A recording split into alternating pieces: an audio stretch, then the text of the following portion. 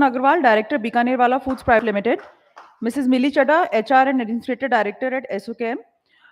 Advocate Ati Jain, Founder, Lex Excel Advocates and Solicitors.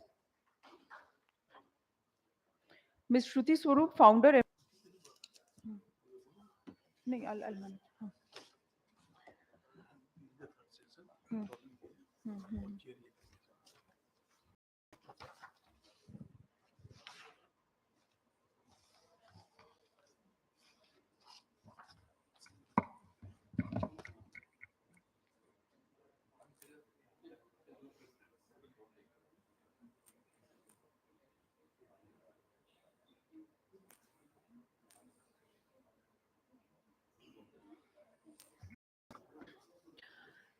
I would like to introduce the speakers to the participants. Dr. G.P. Rao has spent 37 years in HR and general management with SAIL, JK Birlas and RL in India and Malaysia. He has received several awards, including Outstanding Contribution Award from NHRDN, HR Professional of the Year Award, HR Leadership Excellence and Excellence Award at Singapore. He is former National Secretary, NHRDN, Chairman, Bhartiyam. Ms. Mili Chadha, Director, Human Resource and Experience in HR and People Management. Shruti Swarup is a founder, Embrace Consulting Executive Coach, TEDx speaker, Inclusive Consultant, TUSB speaker, IWD 2022, author, SHRM Master Facilitator, along with a PG diploma in International Trade and Business Laws, and has been practicing for over 11 years in varied legal areas like litigation and intellectual property rights. Mr. Jain has participated as a speaker in conference and workshops also.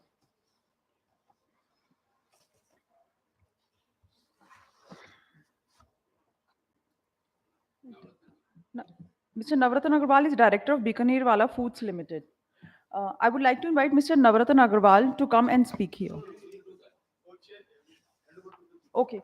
So Mr. G.P. Rao, Mr. G.P. Rao is presiding this now.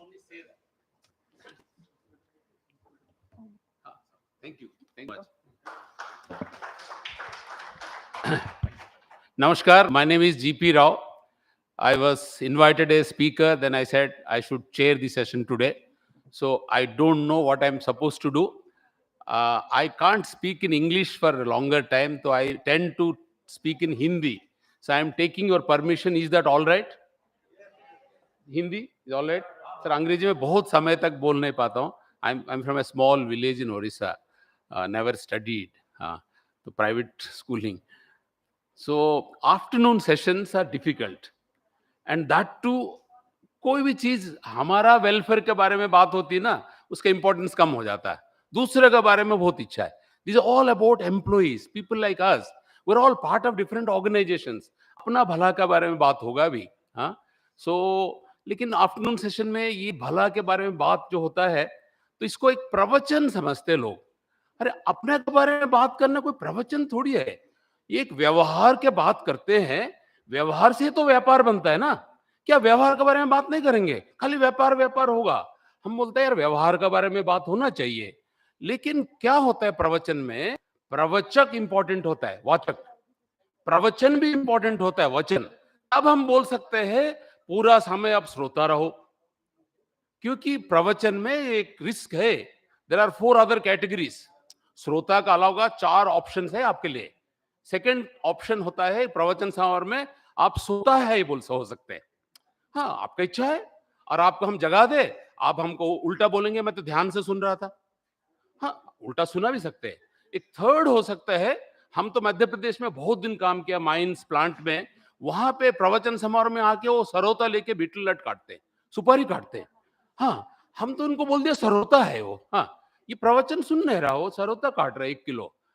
उसके बाद एक category है, अब Suresh not objecting to it, वो last row में बैठते हैं, वो सरक जाते हैं, उसको हम सरकता बोलते हैं. इनिशियली ग्रुप फोटो में रहते हैं, लेकिन जब प्रवचन चल रहा है वो सरक जाते हैं. ये हो गया एक लास्ट एक कैटेगरी है. ये कैटेगरी कॉल्ड सुषुप्त है. वो क्या करते हैं, बहुत स्मार्ट है. वो कर तो रहा है सरोता का काम, यहां बैठ के व्हाट्सएप कर रहे हैं, लेकिन जैसा इनका 7.5 मिनट हो जाए, एक एक का 7.5 मिनट है, हाथ उठाएगा. हमने बोला यार तो कोई रिस्क नहीं है, कोई रिस्क नहीं है. सर आपने जो उदाहरण दिया ना बड़ा प्रैक्टिकल रहा. ही विल नॉट से नो. उन्होंने उदाहरण ठीक भी नहीं दिया तो एक्सेप्ट करेगा. हाँ, फिर थर्ड बोलेगा सर एक और उदाहरण दे सकते हैं क्या? सब ताली बजाएंगे. क्या बात है यार, कैसा श्रोता है, लेकिन श्रोता नहीं है। लेकिन अब हमको आफ्टरनून सेशन में आप सबको श्रोता रखना है। कैसे रखेंगे? अच्छा वचन, अच्छा वाचक। मेरे को ये अच्छा हो गया, मेरे को मिल गया वचन, वचन एंड वाचक अच्छा मिले। तो हमारा पास है रतन अग्रवाल जी है, डायरेक्टर है बीकानेर। आफ्टरनून में बीकानेर याद रहने से अच्छा लगता है, यू फील गुड कि खा रहे हैं हम लोग लंच का, होता है ना फीलिंग। हाँ, एक बार हम लोग राउरकेला में काम कर रहे थे, हमने बोला यार हिल स्टेशन चलते हैं। एक आदमी बोलते नहीं यार, अरे तू अभी नहीं यार, वहां जाके ठहरो ना, अभी से क्यों कर रहे हैं। हाँ, तो नहीं यार ऐसा। सो तो वो है, हमने बोला है कि सर हमको छोटा से, हम इतना बड़ा ऑर्गेनाइजेशन है, we have seen it growing. आप सर बढ़िया से टैलेंट कैसे ले लेते हैं, बाकी लोग नहीं ले पाते। उनका जो कंपटीशन है जो फील्ड में, आई हैव स्टडीड, तो वो नहीं ले पाता, आप कैसे लेते हैं? और लेके आप उनको कैसे रिटेन करते हैं? वो डिटेन नहीं करते, बहुत ऑर्गेनाइजेशन में डिटेन किया जाता है। आपको मालूम है ना, होशियारपुर में एक ऑर्गेनाइजेशन है, जो भी वर्कर आता है उसको उधार दे देते हैं। हाँ, वो जा नहीं पाता है, वो डिटेन्ड है, वो रिटेन्ड नहीं है, ये रिटेन्ड है। हाँ, ये रिटेन्ड है, ये बताएंगे डिटेंशन, राइट? तो हम नवरत्न जी से शुरू करते हैं। उनको हमने रिक्वेस्ट किया 5 से 7 मिनट बोलेंगे, कम से कम 2 क्वेश्चंस का उत्तर देंगे। हाँ, with that I will invite him. Thank you sir. अरे ताली से स्वागत। सभी को नमस्कार। और राव साहब की जो बात से सुन रहा था कि सेशन को कैसे इंटरेस्टिंग बना रहे थे, द ग्रेट। और मैं नवरत्न अग्रवाल बीकानेर वाला फूड्स प्राइवेट लिमिटेड का एक डायरेक्टर हूं, और हमारा एक परिवार 130 मेंबरों का परिवार है। और हमारे परिवार में खासियत क्या है कि हम सब बराबर हैं, इक्वल्स हैं, कोई डिफरेंस नहीं है, कोई बड़ा या कोई छोटा नहीं। हमारे मेंबर एक बढ़ जाता है तो वो 131 पार्टनर्स हो जाता है, कोई लिखा पढ़ी नहीं है, सब बराबर हैं, all are equal at every time. बल्कि 130 ही नहीं, हमारे जो एक्सटेंडेड परिवार है, जो हमारे पार्ट हिस्सा मांगते हैं अपने पास। मैंने अपने सामने आंखों के सामने हमारी मदर को, अपने स्टाफ को खाना खिलाते हुए देखा है कि अपने हाथों से बना रहे हैं, बेटा एक रोटी ले ले, एक रोटी खा के जाना है। मैं रिटेन की बात कर रहा हूँ कि स्टाफ कैसे रिटेन होता है, उसको भी अपने एक परिवार का जब तक हम हिस्सा नहीं मान पाते, जब तक रिटेन नहीं हो पाता। ट्रेन करने के बाद आज की तारीख में जब हम उनको ट्रेन कर देते हैं, उसके बाद भी लोग भाग जाते हैं। तो उसको होल्ड करने के लिए इंसेंटिव्स, प्रोग्रेस और हमारी इंडस्ट्री को बढ़ते रहना चाहिए। आज हमारी जैसे फैक्ट्री, हमने पहले पेप्सी को लहर नमकीन बना के देते थे, अपनी फरीदाबाद में थी, तो उसको भी दिक्कत आती थी, हमें भी दिक्कत आती थी। हमने फिर लॉरेंस रोड में ली, लॉरेंस रोड बाद राई में ली, राई में भी अपनी फैक्ट्री को एक्सटेंडेड किया, फिर नोएडा में लेके आए। अब हम 25 एकड़ की फैक्ट्री अब हैदराबाद में खोली। उसके बाद में अब हमारी फैक्ट्री को अब हमने 25 एकड़ की फैक्ट्री में यहाँ पे खोल रहे हैं। उसमें हर वक्त इंसेंटिव देना, ताकि हमारे 2000 एम्प्लॉइज को एम्प्लॉय कर रहे हैं, तो उसको लगता है कि मेरे को भी रिटेन रहने के लिए मेहनत करनी पड़ेगी, क्योंकि अगर रिटेन नहीं रहेगा, वो कंटिन्यूस में हमारे साथ भागेगा नहीं, कंधे से कंधा नहीं चलाएगा, तो वो नहीं भाग पाएगा। और मैं देखता हूं कि जितना मेहनत में आनंद आता है और किस चीज में नहीं आनंद आता। फादर को मैंने शुरू से सुबह जल्दी से उठ के रात को लेट तक काम करते हुए देखा है। और फादर को ही अपने हाथों से भैया इनका ख्याल रखना स्टाफ का, कि भैया अभी चल रहा है, व्रत चल रहे हैं, तो व्रत में फ्रूट्स देना है, तो फ्रूट्स, दिवाली के टाइम मेहनत ज्यादा कर रहे हैं, रात तक काम कर रहे हैं, तो उनके लिए कैसे चाहिए कि खाते खाते काम भी कर सकें, फ्रूट्स है, कोई और चीज कर दें। तो हम लोगों ने क्या है कि नई नई चीजों की डेवलपमेंट होती है, नई नई चीजों को ट्रेनिंग देते हैं। प्लस हम मेडिटेशन और पे मैंने बहुत लेक्चर्स किए हैं, जैसे जीतो है, अनुभव कराना, क्योंकि प्रत्येक इंसान को परमात्मा से इंसान कम नहीं बनाता। परमात्मा अपने बच्चे को परमात्मा से कम नहीं बनाता, खाली हमें अनुभव करने की जरूरत है। कि मेरे रोम रोम में जैसा मैं अनुभव करता हूं, मेरा शरीर ही कहना नहीं मानता, मेरा पूरा ब्रह्मांड कहना मानता। सूरज की भी रोशनी मिल रही है, सूरज भी हम सपोर्ट कर रहे हैं। तो हम इंसान को जैसे मोटिवेट अपने आप को करते हैं, हम अपनी टीम को भी वैसे ही मोटिवेट कर पाते हैं, तो ही हमारे साथ स्टाफ मेंटेन रहता है कि यहाँ पे जुड़ने के बाद ये हमारा अल्टीमेट केयर कर भी। और उसको जुड़ने से और उसके मेहनत से हमें बेनिफिट मिलता है कि हम भी आगे प्रोग्रेस कर पाते हैं, उसके साथ इतना जूझना ही पड़ता। वो हमारा जो हम काम करते हैं, तो एक दूसरे के कॉम्प्लीमेंट बन पाते हैं। Staff and ownership be the एक दूसरे कॉम्प्लीमेंट बन पाए, हम उसको बेस्ट टू बेस्ट ट्रेनिंग दे दें, बेस्ट टू बेस्ट उसको सपोर्ट कर दें। उसके और उसके परिवार का हमारी जिम्मेदारी हो कि हम उसके परिवार की अल्टीमेट केयर कर पाए। जब तक हम उसके परिवार की अल्टीमेट केयर नहीं कर पाएंगे, तो वो परेशान रहेगा। उसको उस बिजनेस को, जैसे राव साहब बड़ा प्रोग्राम को इंटरेस्टिंग बना रहे थे, हमारा भी काम बनता है उसके लिए वो इंटरेस्टिंग बन जाए, बोझ ना बने। जब हम काम कब कर पाते हैं, जब हमारे का इंटरेस्ट बना रहे। मेरे को भी बिजनेस को और बढ़ाने का कब शौक आएगा, जब मैं उसमें इंटरेस्ट आ रहा हो, उसमें मुझे काम करने में मजा आ रहा होगा। मैं फादर को हमेशा काम करते हुए देखता था कि इंटरेस्ट बना रहता था। उनको मज़ा आता था काम करने में, रात को 12 बजे भी और कभी, और सबको परिवार में बुलाते थे, स्टाफ को भी बुलाते थे। अपने परिवार में हमारे जितने भी कुलीग होते थे, शादी हो या कोई फंक्शन्स हो, तो सबको बुलाना। वरना आज की तारीख में कोई भी नहीं आता जब तक कि हम उनको पुकारते नहीं, बुलाते नहीं है, प्यार से बुलाए नहीं, आप आए नहीं, आप आए नहीं, और उनको एक-एक को कहना। अगर स्टाफ के साथ भी हमारा अगर वही व्यवहार हो जैसा अपने परिवार के साथ हो, तो मैं नहीं मानता, क्योंकि वो हमारे, हम एक कदम चलेंगे तो हमारे साथ 100 कदम आगे चलेंगे, हमसे आगे चलेंगे। उसको लगना चाहिए कि ये बिज़नेस ग्रोथ करने वाला है, पारिवारिक बिज़नेस है, हमारे को और हमारे परिवार का अल्टीमेट केयर करने वाला है। तो ये अगर हम भावनाओं से दे दें और मेडिटेशंस और बाकी जितनी भी अपन प्रोग्राम कर लें, तो और इंसेंटिव मिल जाता है, तो उसको लगता है सोने पे सुहागा हो रहा है कि काम करने में हम का इंसेंटिव दे देंगे, इतना काम करने के बाद और चीजें कर लेंगे। उसको एक ही चीज में नहीं और मल्टी चीजों में टैलेंटेड करते हैं, क्योंकि एक चीज से बोर हो जाता है तो दूसरी चीज, तीसरी चीज। हमारे यहाँ इतनी चीजें मैन्युफैक्चरिंग को है, इतना सारा कोर्स है, इतनी चीजें हैं। अपने खुद के कोर्सेज भी कर रखे हैं, हमारे अपनी सीएसआर के फंड्स भी होते हैं, उसमें भी डिवोट करते हैं। तो मुझे लगता है कि अगर हम इसी तरह चलते रहें सभी के लिए, तो हम अपने इस सिस्टम को बल्कि एक बेटर कर पाएँगे। हमारे से स्टाफ निकला हुआ सब कंपनियाँ चाहती है। तो नेचुरल है कि अगर हम उसको मेंटेन करके चलेंगे, उसका ख़्याल करेंगे, तो वो परिवार हमारे साथ जुड़ के रहेगा और हम उनके साथ अच्छा काम कर पाएँगे, वो भी हमारे साथ कहीं अच्छा काम कर पाएँगे। Thank you.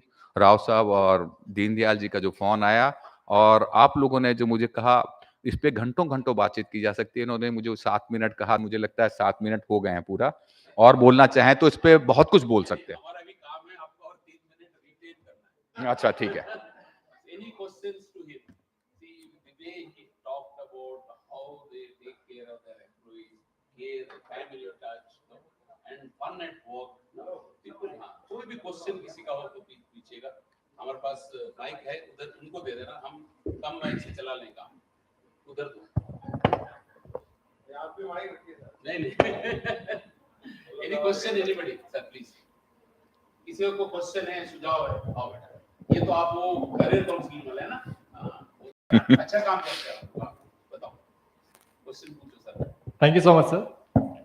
सर आप रिटेंशन, जैसे मैं एचआर से हूँ, मुझे बहुत सारे बच्चों को हमारा काम ही एम्प्लॉयमेंट सर्विसेज प्रोवाइड करना, और सबसे बड़ा दिक्कत क्या है कि मैं झारखंड से आता हूँ। झारखंड में सबसे बड़ा प्रॉब्लम एम्प्लॉय के साथ क्या है, होम सिकनेस।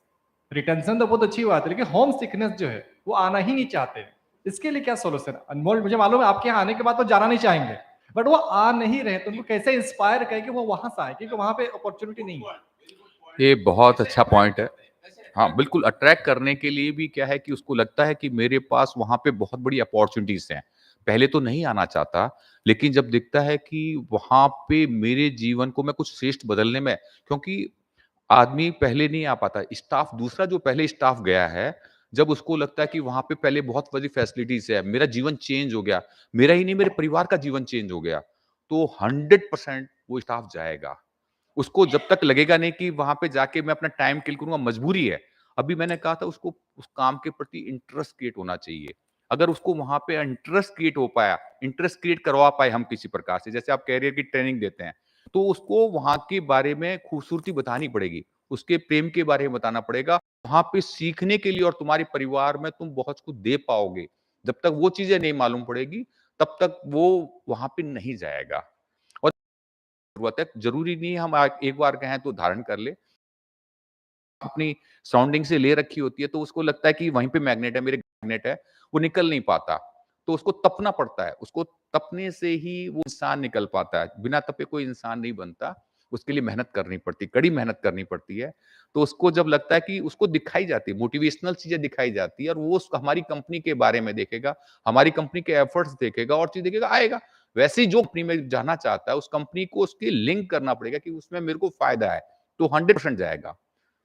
अरे सर, जाने रीजन क्या है कि वो वहां तो 4,000 5,000 में कमाने को तैयार है, बाहर 25 ही मिल रहा हो, जाने को तैयार नहीं होते जनरली। बस ये एक सच, तो उनको किस तरह मोटिवेट किया जाए? चलो नेक्स्ट इस तरह टाइम। से इसका देखो बहुत आसान है, आपको लग रहा है, उसको जब तक कि उसके बारे में डेप्थ नहीं मालूम पड़ेगी, क्योंकि 5,000 में रह जाएगा, 25,000 में नहीं रहेगा, तो मतलब कहीं विजन नहीं है, कहीं ना कहीं वो उसको विजनरी बनाना पड़ेगा, उसको तपाना पड़ेगा कहीं ना कहीं किसी प्रकार से। आप क्या करोगे ना, नेक्स्ट टाइम झारखंड जाओगे, यहाँ पता करो बीकानेर में कोई है क्या जो झारखंडी, इनका नाम वहां बोलो। हम तुम्हारा खुद आ गांव वाला जाएंगे। यार वो जनरल मैनेजर है, तुम्हारा गांव वाला उधर प्रोडक्ट मैनेजर है। हम ये करके लोगों को अट्रैक्ट करते थे। I work in large companies, we used to do like this, we used to brand आपके गाइडेंस हमेशा लिया जाएगा। हमारा हो गया। नेक्स्ट क्वेश्चन सर, हम उनको 2 ही का हमने कोटा है। अब नेक्स्ट आप बढ़िया क्वेश्चन पूछो, इससे बढ़िया।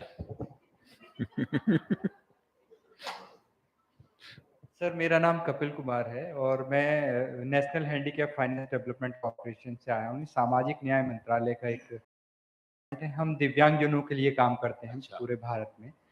तो बस मैं आपसे एक रिक्वेस्ट भी है कि जैसा कि हम लोग काम कर रहे हैं दिव्यांगजनों के लिए, तो क्या आपके यहाँ भी कुछ ऐसी अपॉर्चुनिटी हैं हम उनको एम्प्लॉयड कर सकें? क्योंकि हम ट्रेनिंग सेक्शन वगैरह तो करते हैं, सेल्फ एम्प्लॉयमेंट की ट्रेनिंग देते हैं जैसे आईटी और अदर सेक्टर्स में। ये तो सवाल नहीं, गुजारिश है। हाँ, आपका इच्छा है। तो इसमें देखो, मेरे को देखना पड़ेगा कि एक उसके प्रोफाइल्स देख के, क्योंकि मैं भी कह दूंगा कोई कमिटमेंट कर दूंगा और वो वहां पे काम ना कर पाए, दोनों चीजें होती है। क्योंकि हमारा खाली हम दिव्यांग को रखने में हम चाहेंगे 100% रखना चाहेंगे, लेकिन वो वहां पे सूट कर पाता है नहीं कर पाता, उसको वहां का एटमॉस्फेयर सूट कर पाता है या नहीं कर पाता, कि जो एटमॉस्फेयर है।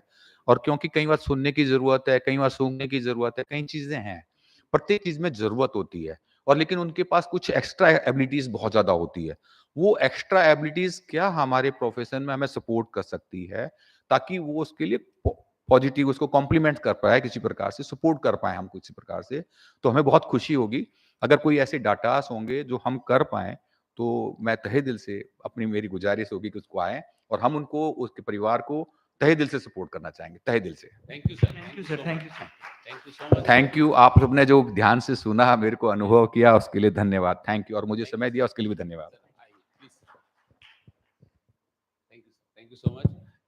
लंच हो गया, मैं वहां 2 लोगों के बीच में बात चल रहा था, मिली नहीं मिली। हाँ, हमने बोला यार किसका बारे में बात चल रहा है? उन्हें बहुत इंपॉर्टेंट है। बोला मिली। तो हम बोला यार कौन है? बोला हमारा नेक्स्ट स्पीकर है। हाँ ये मिली। हाँ, and she works for HR. हाँ, एचआर में काम करती है। हमने बोला आपका जो टॉपिक है ना, देखो दे इंडस्ट्री को रिप्रेजेंट करते हैं।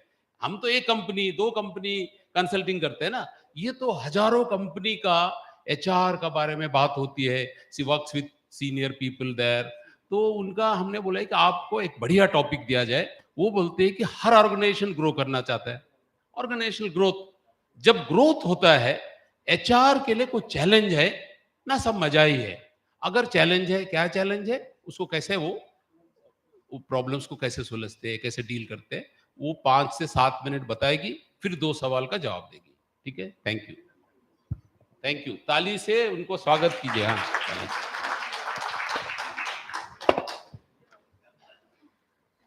Thank you, Rao sir, for this wonderful introduction. And very good afternoon to all distinguished guests. It's my pleasure to be a part of this wonderful, prestigious summit. So, as Rao to speak on post-COVID organizational growth versus the HR challenges. So, COVID has impacted most of our lives, but at the same time, it has taught us many new things. We as organizations were quickly forced to change and adapt to the new normal in order to survive the pandemic's impact. And then came the HR's vital role to evolve and transform across every element of the HR life cycle to meet a new set of organizational goals. HR will need to increasingly find ways to support business leaders in restructuring during and after the pandemic, take workforce rationalization measures while managing risk associated with such interventions, and increase productivity and employee engagement. So, I'm going to cover the growth and the HR challenges post COVID in 6 major points. To start with 75% of hybrid or remote knowledge, workers agreeing their expectations for working flexibly has increased. There is no doubt that the future is hybrid. Therefore, the time has come to reshape culture and leadership for the hybrid workplace. So I won't take much time in elaborating these points. So secondly, we also need to build agile and nimble organizational structures. HR needs to support businesses in redesigning organizational structures and job roles to accommodate the new normal, with a high emphasis on promoting operational efficiency. Thirdly, and the most important, the health and safety of employees are the new priority. Though it was important long before COVID also, but it's now front and center of every organization plans. As employees are returning to the workplace, HR must consider introducing the necessary measures to ensure employee safety and employee well-being. Fourthly, the pandemic has also taught us that performance and productivity are interlinked. The COVID pandemic has pushed many workers to take on a wide variety of roles and responsibilities. Remote working has completely changed the way we work, and some employees may experience a learning curve before managing the same level of efficiency and as before the pandemic. Fifth, the growth aspirations of the economy and the rapid pace of technology adoption has also mandated that we train employees with skills for the future. Learning and development is rapidly becoming an integral part of the HR agenda, with prime focus on ensuring organizations are ready for life post-COVID. HR should consider upskilling their current workforce with transferable and unique skills that give them a competitive edge and make them more resistant to change. These skills give employees the ability to redeploy elsewhere while maintaining current level of utilization.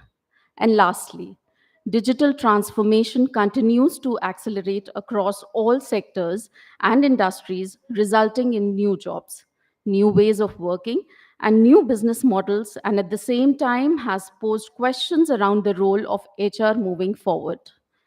Businesses are now looking to reduce cost by any means, putting HR under pressure to create more value with less resources. As such, HR is being pushed to take on more strategic role within the organizations. Thank you so much. Thank you so much. Madam, आप सवाल पूछने वाले हैं कि आप किससे phone से बात कर रहे हैं? हमसे सवाल तो नहीं है ना? Wonderful, very crisp, 6 points, both very clear. Business growth से क्या एचआर के लिए चैलेंजेस है? Now open to this questions please. Question, comment, observation, anything. कोई क्वेश्चन? तो हम ऐसा करते हैं, पैनल से आपको क्वेश्चन पूछा जाएगा। चलिए।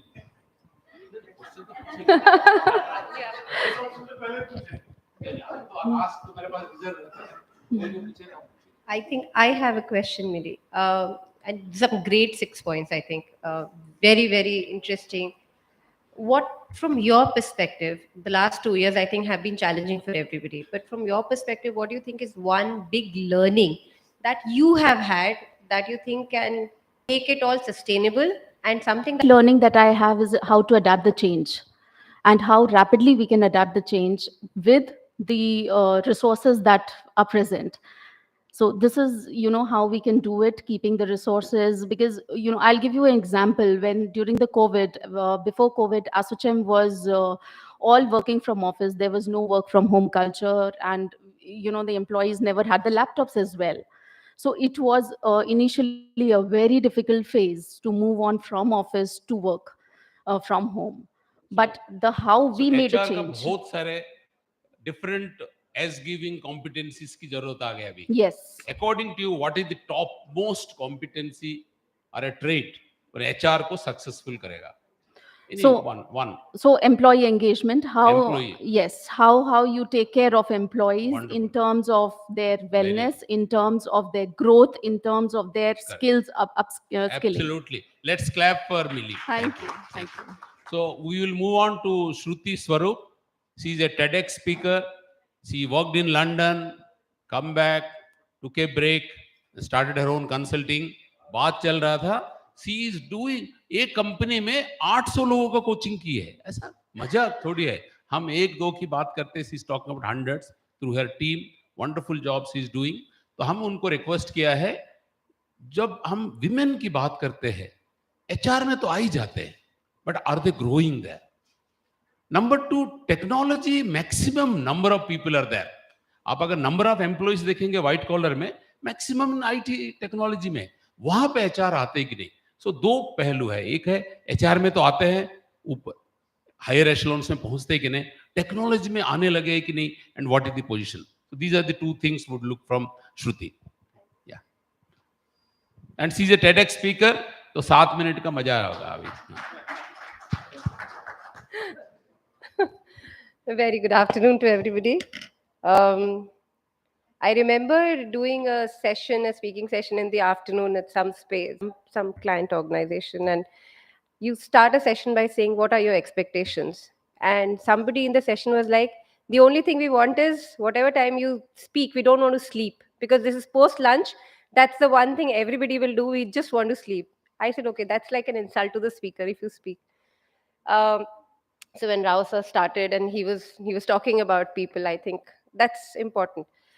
So coming to the topic, I think what we have seen, and most of us will agree to that, COVID has made a lot of change to the way we are operating. And Millie also spoke, and since morning we've been listening to a lot of speakers talking about that.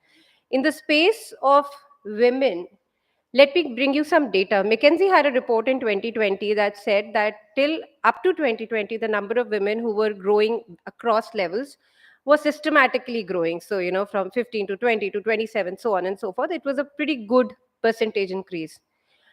In fact, to the extent that attrition levels were higher in men as compared to women. So there was far more retention of women in the workforce as well.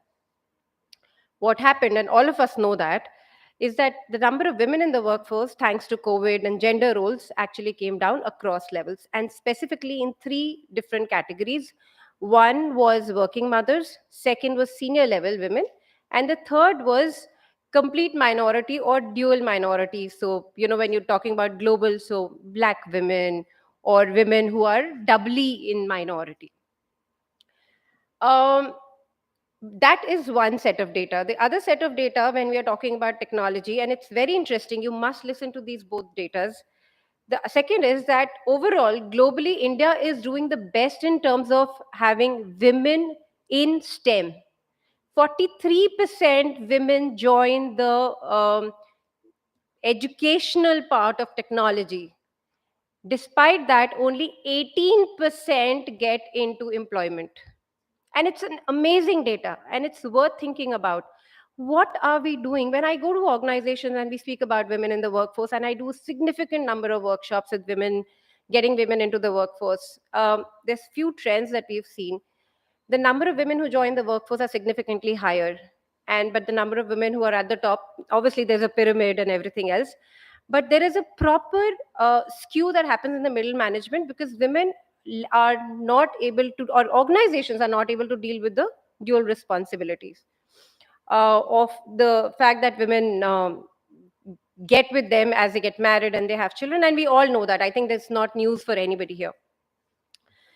What COVID has done is that put them further back. And one of the things that we've realized, and in significant conversations with many organizations as a consultant, what we have seen is that if you're able to provide them with flexible working hours, if you're able to provide them with the gig thing that has come up in the last 2 years specifically, if you're able to provide them with upskilling, which is more behavioral than technical, it may make a lot of difference. I recently completed the Goldman Sachs 10,000 Women Entrepreneur Program, and I just graduated from there. And one of the things I remember talking in middle of 150 women entrepreneurs was that everyone tells you how to do your job well. Everyone tells you how to deal with leadership better. Everybody tells you how to deal with teams better. Everybody tells you how to do delegation better.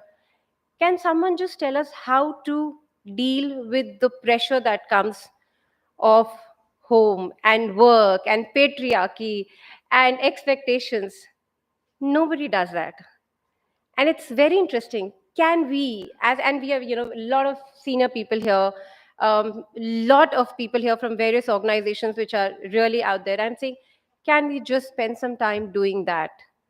Can we just spend some time, if someone tells me, Shruti, you're bringing your emotions to work, Can somebody tell me how to answer the person back? And it's not that, oh, you just need confidence to tell the person. It's not that easy. Can we tell people how to do that? When someone, and I can see so many women nodding their heads, so I know, girls, make some noise if you agree with me.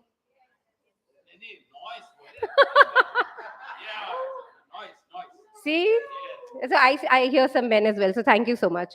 But that's the point. I think that's what I am looking at. So my crux of what I'm here to speak about, I really don't know whether it's been 5 minutes or 7 minutes. I think the point is, we're doing a lot of programs, we're doing a lot of work, we're trying to bring in women to the leadership, we're trying to help women with uh, various organizational policies.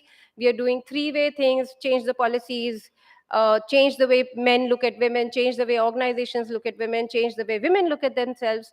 Most important, I think, is, can we just help women become a little more confident, tell them how to deal with what's happening around them. So that's all I have to say. Thank you so much. No, you touched the emotion part. I think let's have some questions. Kali noise, some questions also. Anybody question? Yeah. Thank you. Go ahead. Do you need a mic? I know.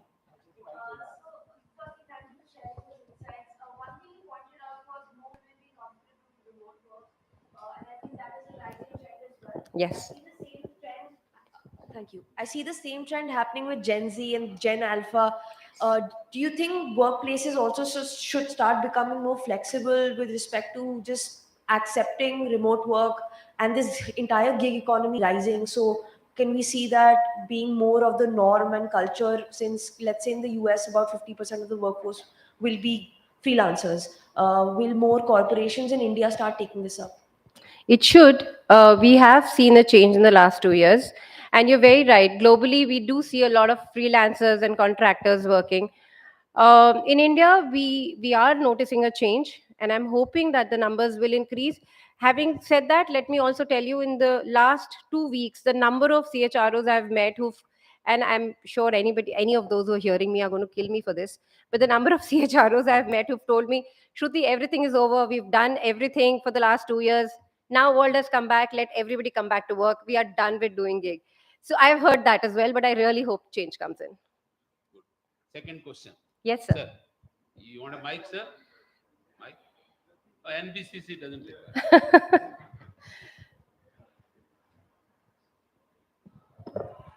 Yeah, you are dealing with a very important point, how to deal with work or pressure of work. I would like to know, is it pressure of the work, or is it the pressure of a time management? Because multiple things are to be done within the time schedule. So it is actually managing the time and planning how to do justice to the assigned work. The question is, It's not what I think. I mean, no, you can the question, correct me. the question Yeah. is it work? Is it work method or is it you? Is it time? Yeah, Is it time? it is. Because the pressure No, sir. of time, Sir, that is what sir, is done. Women. Thank you. It's interesting you asked that question because, and most men here will agree, the last 2 years have seen men take up roles at home as well. A lot of men here have done jhadu, pocha, cooking, managing children. Any man here disagrees? I think all of us have done it, right? The roles at my house has changed as well, at my home as well. And I keep saying this to my husband. I said, तुम जैसे ही वापस जाना शुरू करोगे मैं struggle करूंगी because now you've taken over 50% से भी ज़्यादा of the work at home. So I keep saying this to him. So sir, the point is it me or is it time? Is it the person or is it time management? I think it could be both. It could be the person, it could be the inability to manage time. We don't know. It is individual specific. Having said that, I think we are conditioned as women to take up more than what we should. We are conditioned to be responsible. We are conditioned to, from the time we are young children, from the time I remember, and I'm sure every lady here in this room would agree, or anybody who's hearing this, from the time when we are less than 10 years old, आपको घर manage करना है, आपको family manage करनी है. वो हम सबको बताया जाता है। तो जब हम नहीं करते हैं, द प्रेशर कि अच्छा may be I am not being a good mother, I am not being a good wife, I am not being a good woman, so I am saying, and we are told not to question. And not just my generation, even the kids, you know, at the who are right now at 8, 10, 12. I have two boys, 10 and 12, and their classmates, when they come home, I see them also going through the same thing, that we are supposed to be meek and timid. So my point is, can as women, and you will, this is psychology, women by the time they are 13, they start walking like this because they are told to contain themselves in an environment. Can women walk this the way men walk, with their arms, shoulders broad? So my point is, it is individual specific. I will not be able to say whether it's person or it's time. Thank you. Thank you. It's very, very appropriate answer. Thank Very you. appropriate answer. Thank you, Shruti. Thank you, Shruti. We have one more speaker. बोलते हैं ना हटके. Somebody different. He's not from HR. He's a lawyer. High Court lawyer. And what we have discussed with him over the lunch, he said, यार जब HR की बात होती है, एंगेजमेंट की बात होती है, वेलफेयर की बात होती है, बॉन्डिंग की बात होती है, बीच में लॉ आ गया बीच में. I mean, वो क्या? Will that is a problem for us? Will that solve the issues? Will it facilitate all that we are talking? मैंने the legal side of HR.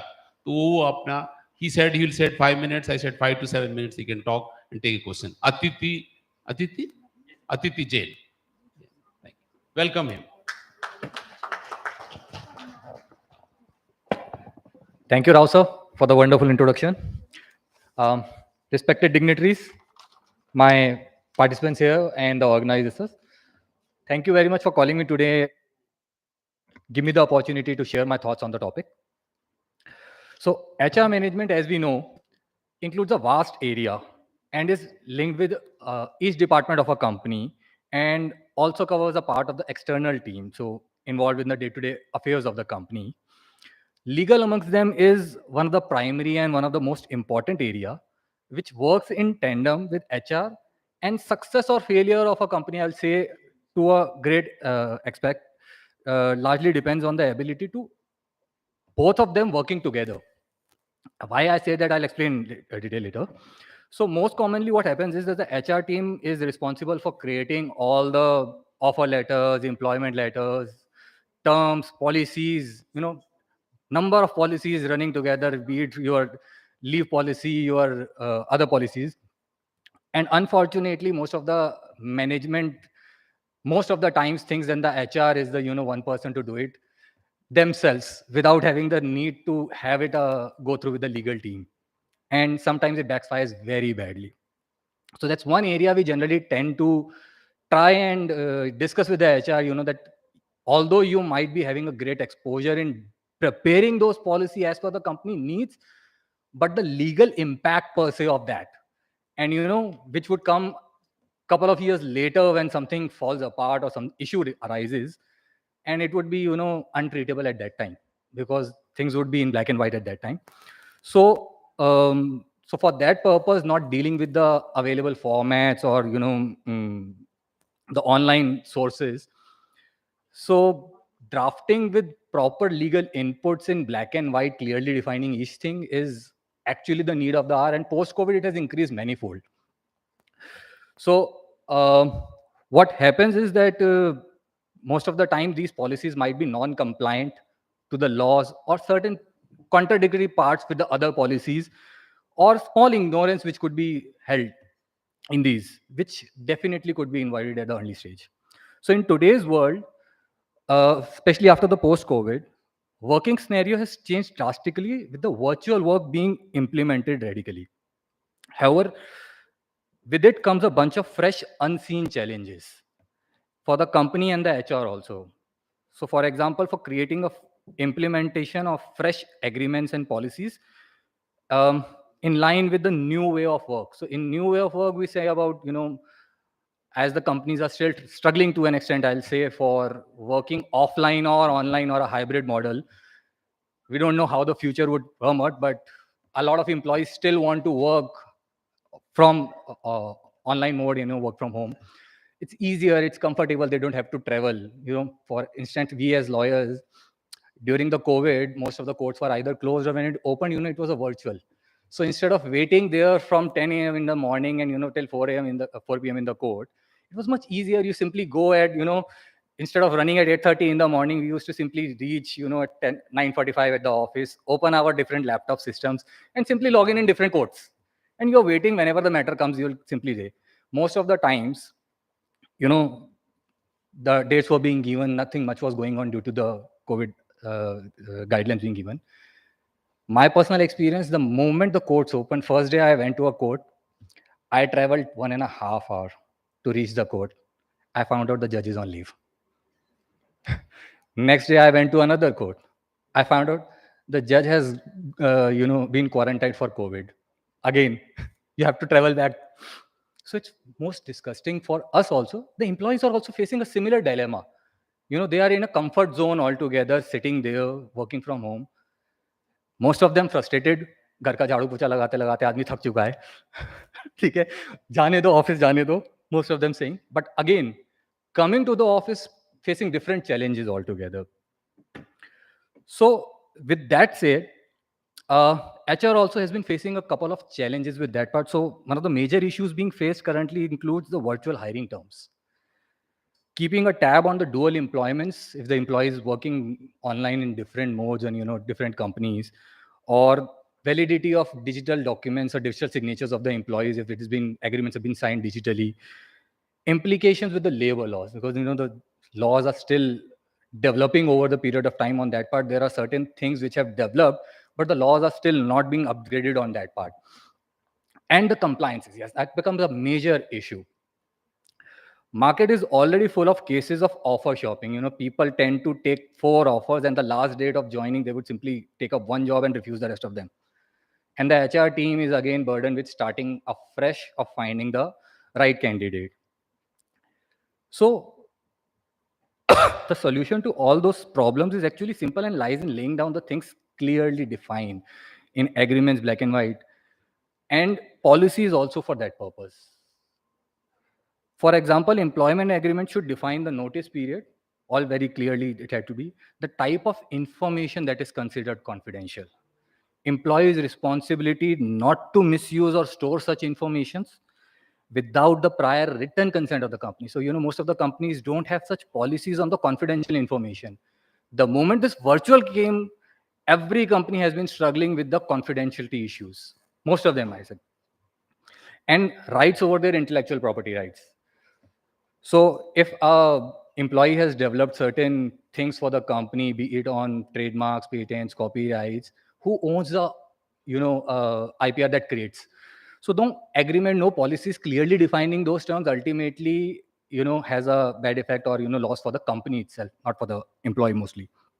And then with the newly developed indemnity is there, if certain XYZ terms happens, to what extent the company is going to be indemnifying the acts of the employees, and to what extent the employee is going to be indemnifying the company for any of his bad actions. These things needs to be taken care of, especially after the post-COVID scenario. It is a must that has been done. See, yes, sir. You close, then take some questions. Thank sure, you. sir, sure. No, you can finish. I'll just simply finish it off. Very recently, we have just taken a case over the similar issue.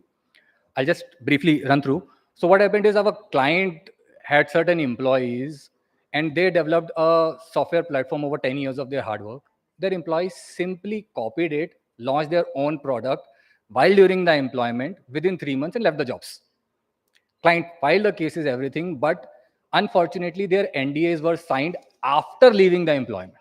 So those things happen. Another examples coming up is in the virtual world, HR teams have been giving us complaints कि sir कोई policy ही नहीं थी जो Covid के अंदर जो है ना लोगों को जो है ना पॉलिसीज बनाई गई थी लैपटॉप्स और सिम्स वगैरह देने के लिए. आज की डेट में वो उल्टी पड़ रही है, एम्प्लॉय लैपटॉप लेके घर बैठ जाता है कि तो मेरा उसके ऊपर से कोई पॉलिसी कहाँ है इसको वापस देने की, इसके पैसे काटने की.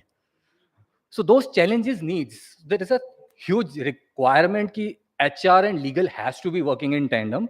With that part, I'll just cover one small aspect. I think Deen Dayal ji especially requested me to cover one of the part, that is the vaccination part. So there have been instances where 90% of the employees have got vaccinated, 10% are not getting vaccinated. So what is the liability of a company over that? how to deal with those employees, whether you can force them, not force them. So there is no force that can be employed on those employees to get the vaccination, but the company can restrict their, coming back to the work, or forcing them to work online, or sitting them in a separate place altogether. And a similar instance has been, dealt with by Meghalaya High Court, wherein taxi drivers and other persons were, directed to join back only after getting vaccination. So case was filed, and Meghalaya High Court said that, it's a constitutional right. You cannot force a person to, get vaccinated simply because of joining their livelihood. So these cases are there.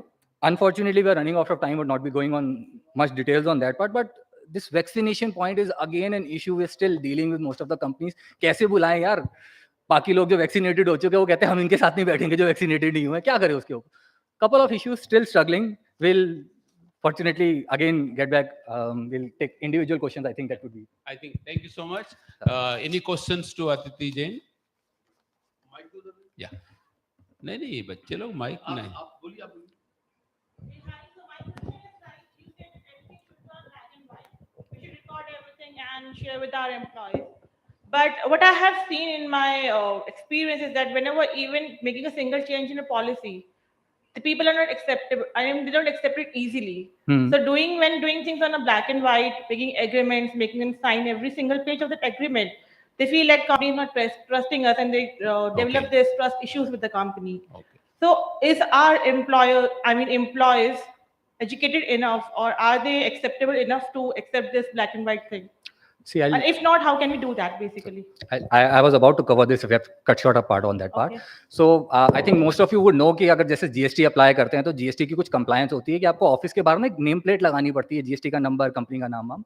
Similarly, there are many laws which require you to comply with certain formalities respected to employees also.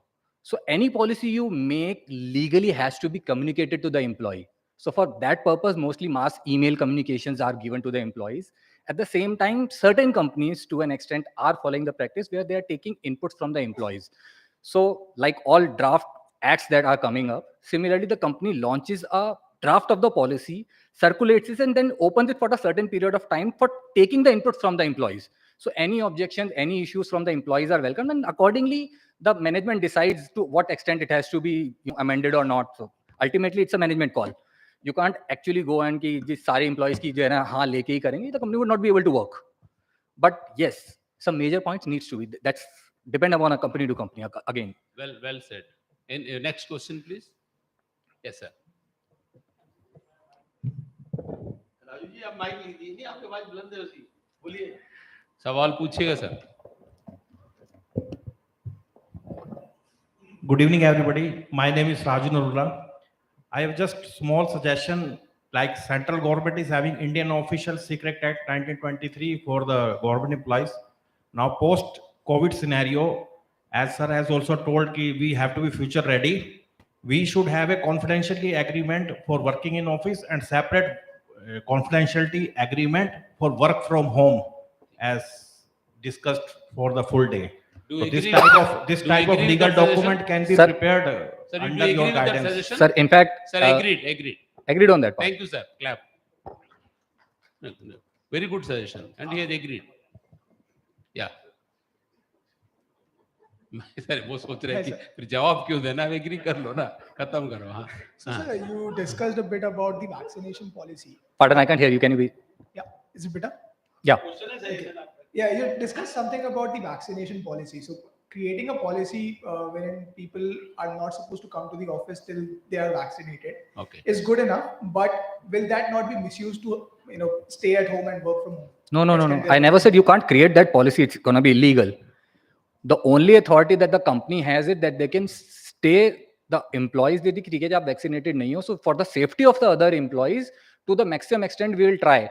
But again, the employees who are required to be working in the office, the company would have to take a call कि उनको जो vaccinated employees के साथ बिठाना है या उनको किसी separate designated area में बिठाना है. Because otherwise the policy clearly says you can't force the employees. So the moment you make a policy, the company is going to be looking for a case. I came across an HR person. His designation was vaccination disputes coach. No, that was the only job he was doing. All around this vaccination. Thank you, Adhish I think Jain. there's another question. No, we only take 2. The quota is 2. Thank you very much. Come. Thank you, sir. अच्छा आपका बोलता है आपका नहीं नहीं आपका privilege. If I have the privilege of asking, since you said only 2. Okay, I am Dr. Mehra Pravesh. I am a director professor and head for oral maxillofacial surgery at Lady Hardinge Medical College. And since you raised the topic of vaccination, especially the HR, I think it's pertinent to say that yes, you have to give an option to the person, because life is a question of options, right? You can't force him to get vaccinated. Correct. But yes, when you tell him, okay, we are giving you an option not getting vaccinated, and some mishap happens, then there is no compensation which comes from the government side or from the employer side. I think that should be framed in mind to motivate that person to go in for a vaccination drive. Thank you so much. Yes, sir. Thank you.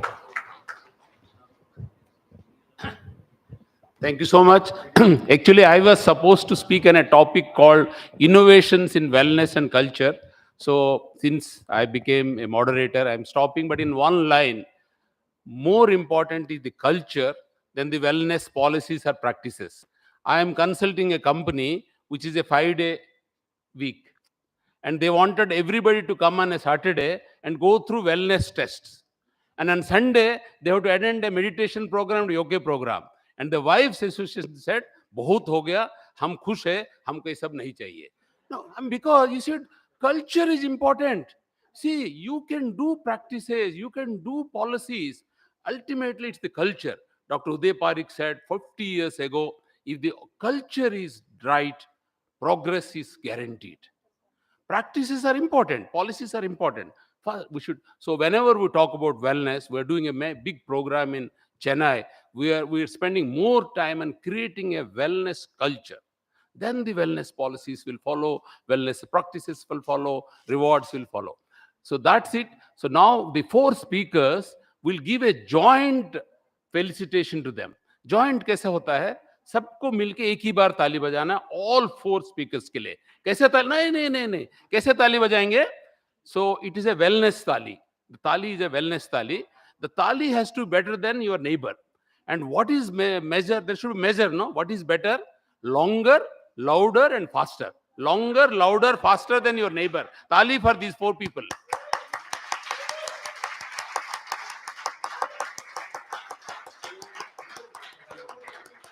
Okay. Why I said wellness? Why I said it's a wellness tali is wellness tali. If you do like this, you will physically fit. If somebody is doing a good job, ab jaldi tali bajao. Instantaneous, immediate recognition. Tali should be immediate, not like Padma Shri awards, posthumous. No, it should be immediate. Then second, third is it has to be longer. मैंने दिवाली का दिन तुमको good morning बोला, बाकी दिन नहीं बोलूँगा. I mean, it has to be, the relation should be longer. And louder is like father's love and mummy's love. Father साल में एक बार बोलेगा आई लव यू बेटा, मम्मी रोज 10 बार बोलती है. तो लाउड करो यार, बोलो ना. इफ यू लव पीपल, बोलो. If you like this panel, like this organisers, we clap for them. Thank you so much. Thank you so much.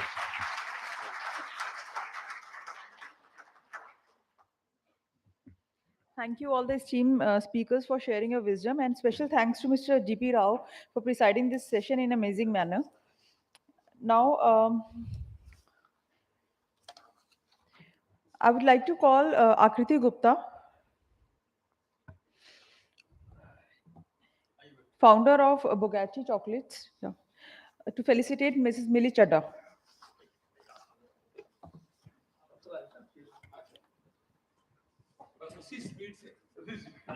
Mr. Jitendra Sharma, please come on stage to felicitate Mr. GP Rao. Mrs. Surbi Bhagat, please come on stage to felicitate Mr. Navratan Agarwal. Mr. Ravi Sethi, please come on stage to felicitate Mr. Arti Jain. पहला conference है, felicitate को felicitate बोलते हैं, normally facilitate बोलते हैं. Kudos to me. बेटा कुछ भी ले आओ, फोटो को बाद में चेंज कर.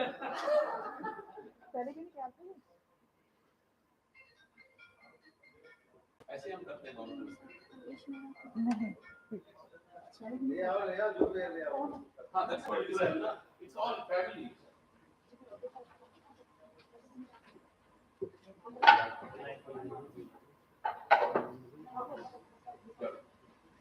खाने का भी इधर जाइए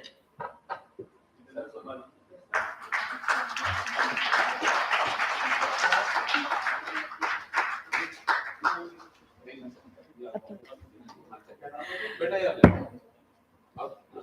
सर आगे क्या सर आपका फोन है नहीं नंबर है तो बना इसको हाँ आइए आप ले जाइए आप मिली गुड अतीजन अतीजन का ही देख लेते मैं मैडम के बारे में बता दूं मैडम 30 दिन की लाइफ में एक बार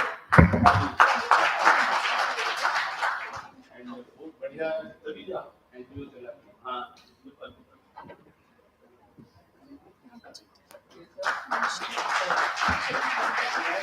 आपको किसको हाँ बड़ा भाई आप ले जाओ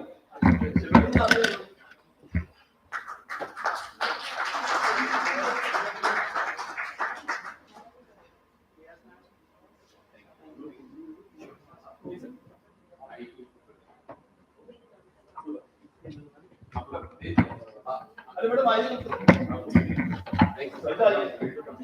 शबाली जाइए वही तो उनको दे दिया था अभी थैंक यू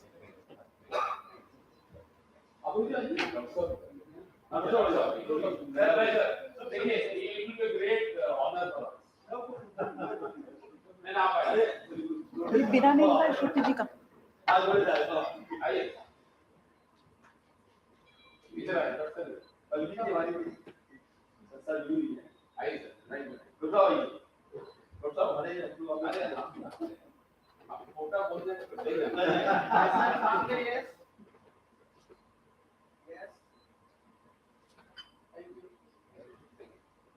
यस अरे ये खबर लगाओ यार क्या करते हो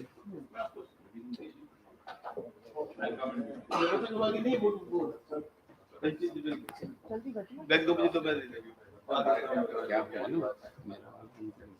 मालूम मैंने को मना कर दिया मुझे मालूम आपके नाम का है ना हाँ हाँ हाँ सर के नाम का है क्या हो वो इन्होंने हमारी हेल्प की एक्चुअली हाँ हाँ thank you thank you Thank you so much for moderating No, so no, well. no, no, This is the no. most amazing session नहीं. ever. आपसे इसीलिए डॉक्टर एक्चुअली हमारी का नाम है डॉक्टर हमारे परिवार है तो नाम कम पढ़ रहे होंगे तो नाम नहीं मैं सब लेकिन अपलोड हो गया आप हैंड ओवर सब कर दिया सबका हो गया। ये तो प्रवेश जी का है right session 4 yes we are starting with the session 4 now. I would like to call Ms. Dr. Pravesh Mehra, BDS, MDS, Oral and Maxillofacial Surgery on stage. Dr. Rabia Bhatia, Senior Legal Media Advisor and World Record Holder, mompreneur, global speaker and a thought leader. B.K. Sigdar, Director, Ministry of Skill Development and Entrepreneurship, Government of India. Please come on stage.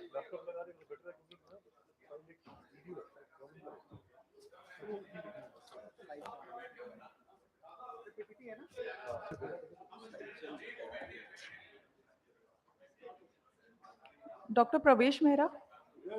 Here, come. And B.K. Sigdar.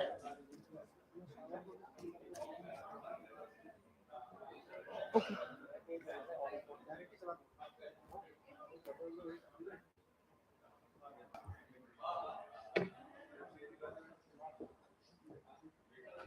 Dr. Pravesh.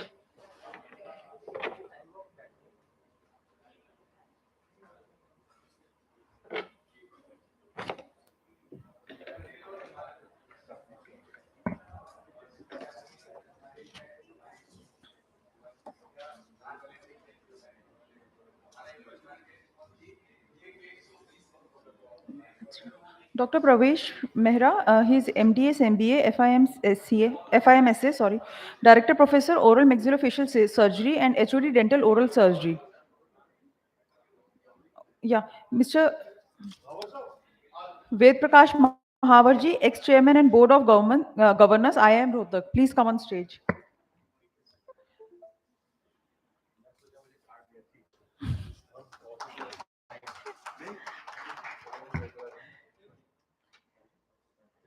I would like to call Mr. Pravesh Mehra here first. Yes.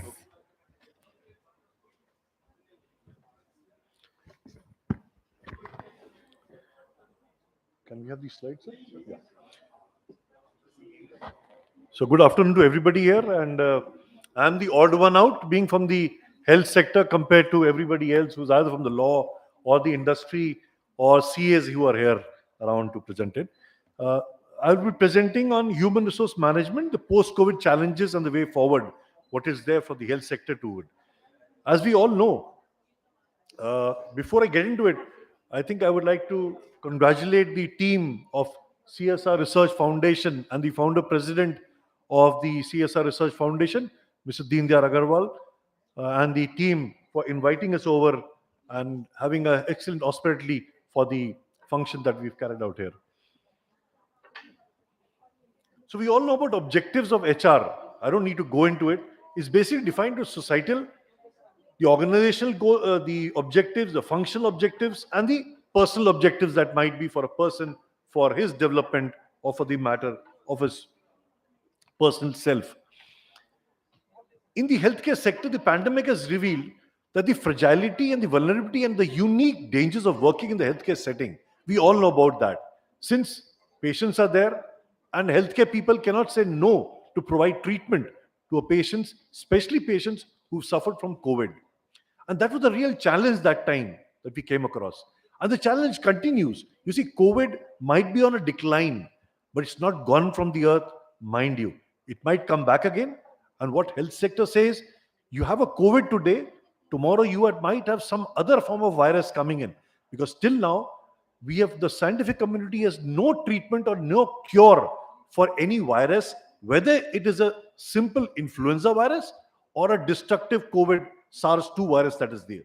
So chief among these was the eroded ability to serve patients when there were staff availability issues. So normally what happens is, whenever you have challenges, you recruit more people, and yes, the challenge is overcome, and that outcome is delivered immediately. Or you provide more working hours, you provide incentives. But in the healthcare sector, mind you, if you have a COVID patient there, automatically everybody was scared when the COVID started because nobody knew what would happen. So we were all scared. We didn't have the gears to go in front of patients to treat them.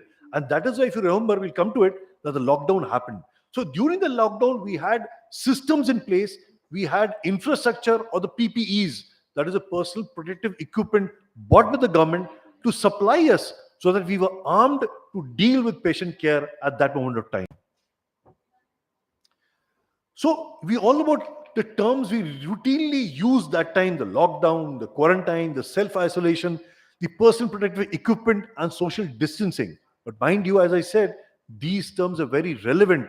We heard in the literature 1922, the Spanish virus flu being there. We heard about other things in the history. But when we face it, then we know that it's a scenario which can come anytime, and we should be prepared for that accidents to happen. The impact of the COVID-19 extends over the medical field, not only the medical field, it goes onto the economy as well as education and politics also. And we saw that during the pandemic, when elections were held during the pandemic, and everyone was surprised that normally in a healthcare organization or in an organization, people were told to remain at a distance, you wear masks, and political rallies, you are opening up everything. So that were the challenges that were there. Again, the knowledge of the virus is evolved really. From what we didn't know at one more time when the virus came in and the disease started, to what we are now. So certainly the phase of the lockdown from 25th March till 31st May, that was a time when everyone is home, but we healthcare were routinely going into hospitals for our work. Patients would not be there, but we are trying to gear ourselves by providing guidelines, preparing ourselves to face the patient load that would open up that would come in when the load would have been, or the lockdown would have opened up. And that is what really gave us the challenges to gear ourselves to give that quality of care to our patients. And that is when the lockdown happened on the 1st June of 2020. Now, this did not affect the clinical practices, but also training of the resident doctors who were there. You see, the practices, nobody was opening up. No clinician wanted to see a patient that time. Everybody had gone to a platform of telemedicine or an app thing. Nobody wanted to see a patient face to face. But government hospitals had to open up. We had certain challenges there. We had certain infrastructure issues of coming in using technology to provide patient care. So that we have developed, and I'll tell you how we did that, and I'll come to the next slides when we go into it. The other were challenges faced during this unprecedented time and multifaceted, which included overcrowding in healthcare and educational background. So you see, what happened was, the overcrowding in OPDs, normally what happened, the patients used to visit the OPDs and they didn't follow that. Nobody understood that. They had issues there, and it was bound to happen that when you have an issue, you visit a hospital or a doctor, and they didn't know about social distancing. Nobody wanted to do that. Nobody wanted to wear a mask. And you were scared that just because there was overcounting, the virus would have multiplied and indirectly affected the healthcare industry also. So 31st of December 2019 was a day we should not forget, when the first COVID virus case was officially declared in China at Wuhan. And that's a day to remember throughout the history of mankind, that we are there for, at least. Because that changed the total world, how it communicated, how it worked around, what all human resources were used, how you came around in contact with your colleagues, in the families or outings. It changed the total scenario of the industry, especially the hospital industry. It took a big hit during those times, we all know about. And just because we're the developing nation of India, a billion million population, and no cure being provided by the virus, you had a challenge from the vaccination drive to get it done. And the government took a major initiative to get everybody vaccinated, not once, but twice, because that was only cure at one time to contain the virus spread in India. So what do we understand with the term HR management? It basically means just not mean looking at the person as one, but it means planning, organizing, directing, or motivating and controlling the procurement, development, compensation, integration, everything what that manpower would require from his time he gets into the organization till he's there into that organization. Whatever effects are there, that would be the work of the HR manager or the HR management team that is there. So as I said, it includes many activities like recruitment, selection, like training and development, for performance appraisal and feedback, to pay and benefits, incentives, providing incentives for work, and labor relations, the intercommunication relationship, very important for an HR management team to get about. What is the basis of this management? Basis of management, as we all know, there are certain capitals in any industry, whether in the healthcare industry also. You have a fixed capital, you have a movable or a reimbursable capital. But the most important thing among this capital is a human capital. Because without that human capital, there is no use of having a fixed capital or a reimbursable capital that is there. And the crisis that happened, it gave a sharp contribution to the sharp increase in the number of patients that we saw during the very short time of 2020. Patients, as the lockdown opened, they started visiting clinics as bulks, and that has caused a really problem among the healthcare people, among the healthcare the personnel who were there, the doctors, the nursing staff, because we were scared when the patients started coming in that we might get infected when we see patients as one. And we all know that the numbers that came in during that 2020-21 were roughly 180 million positive COVID-19 patients were there in India, and 3.9 million deaths were reported. So it was a challenge to really see those patients and see our numbers. We had medical doctors, about 13.2 million. We had 28.4 million nurses. We had 1 million medical and pathology laboratory technicians, and only 3.3 million community health workers who were responsible for these COVID and non-COVID patients globally. Globally, not India I'm talking about, right? So that was the challenge. And the WHO said at one time that worst affected would be India. But we were brought out of that catastrophic just because we had a lockdown and we had guidelines and provisions in place to deal with patient management. So most of these 20 COVID-19 patients or cases needed hospitalization and clinical care. And that was a challenge. And that is why we started telemedicine as a major way. You see, doctors never want to see a patient on an online mode. They want to see the patient in front of you before they prescribe. And just because the government gave the guidelines on telemedicine, we started telemedicine at Lady Harding in a major way to provide care to our patients. And mind you, we have supported that, but 10,000 patients have been seen on a telemedicine platform during those times of care. The other way for diagnosing, using artificial intelligence for diagnosing things. Research happened during those times. Normally what we had was taking a swab of a patient there. But subsequently now you have artificial intelligence coming in where just with the voice of the patient, you can understand, or just by breathing in and breathing out and putting a computer there, you could understand whether that patient is a COVID positive patient or a negative patient. Similarly, AI are used in a major way for diagnosing X-rays in COVID positive patients, and it's being developed now. The personnel who are working in the healthcare sectors, doctors, nurses, paramedical staff, they are these soldiers on the battlefield, like a battlefield when you face an enemy. And neither they can say no or go away from patients, nor they can avoid contact with the suspected cases of COVID-19.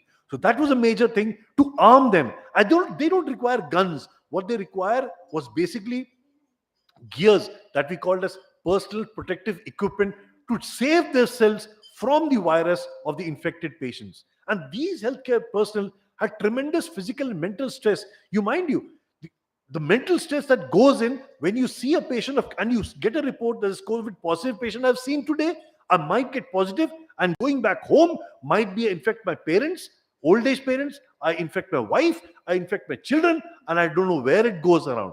So we were scared. There was mental issues there. Again, telemedicine platform were used in a major way to get over these effects that we see in our industry. The society needs to be empathetic. Now, patients come in and they understand doctors are there to treat. But there are some times that one emergency, if that is not there, then we were referring these patients back home just for a quarantine. And we told them, if you have an SpO2 problem, if you have certain issues or comorbidities, then you visit a hospital. Otherwise, just stay at home because there is no other cure. You just take a vitamin B or a B complex or C. Other medicine were prescribed in and out, which had no scientific effects. But just by proper diets, proper controlling of the patients, the disease would have the patients would have survived from the catastrophe of a COVID-19 virus. And last and least, take precautions to stay away from the infection. So precaution was a major way, as we all learned. It did not matter on social distancing. It mattered on physical distancing. Socially, you need to be active. You don't need to be away from your population around, of your friends, your relations and all. You required physical distancing than social distancing. You needed to keep your face covered with a mask. You needed to wash your hands or use sanitizers to clean your hands. So these are the major things which you get. Etiquettes came in, how to cough, how to open a door. These came into being, so avoid the contact from the COVID-19 virus. And then one day, 5th of May, at 5 p.m. on 2nd of March, I commend the leader of our country, the Prime Minister, giving an initiative in form for all the countrymen to come and support us by clapping hands. So that gave an incentive to us to give our care to patients as a whole. And when you want control over yourself, you see, there are various ways of doing that. Something is my control, something is out of my control, which I cannot prevent. And that is what God takes over, or the other Almighty takes over that control that is there. So policies had to be made in place by 4 things: increasing the capacity of the healthcare workers. Now you need to have more healthcare workers to treat these patients, to have care of these patients, to provide a quarantine approach to them. It was not an easy job in our country because, as you all know, only 1% GDP goes into healthcare services. The second one was strategic deployment of manpower. You had doctors, you had nurses, but the main problem was keeping patients on a quarantine mode, keeping patients to follow up when they were home isolated. So that was to be helping with community personals, not only doctors. The third was support, protect, and optimization of the healthcare workforce. Now, we had residents who didn't know how to take a swab. So my department of maxillofacial surgery and ENT, we were two departments which given the job of taking the nasal swabs and training the medical people, the juniors, how to take the swab in. So that was our deployment in the initial phase of time, and also strengthen the health system. Let's cover each one by one.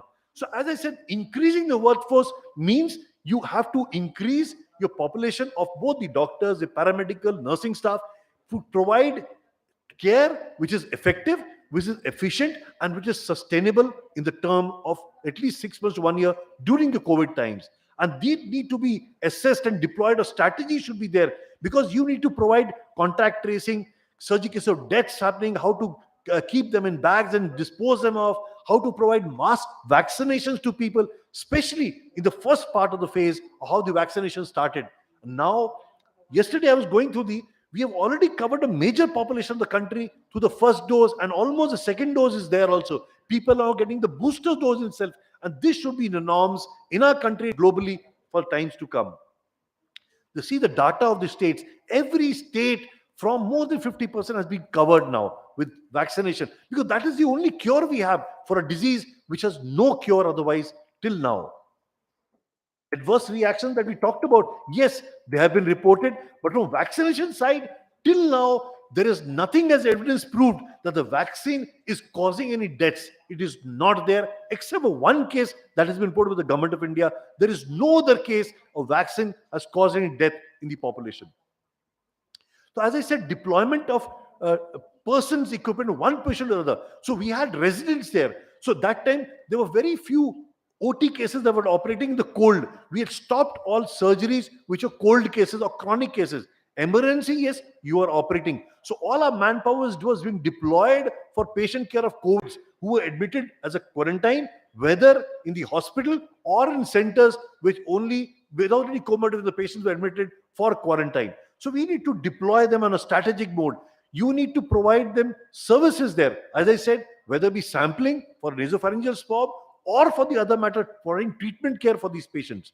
The third was support and protect them from future harms. Now, this required basically that since we know that COVID-19 had a very high infection source and they contacted the infection, their duties will be suspended and the workforce will diminish automatically. So we need to quarantine that. If a patient was posted in a COVID positive ward or in an area which was COVID positive, which you call as a red zone, automatically he had 7 days of duty and then again 14 days or 7 days off.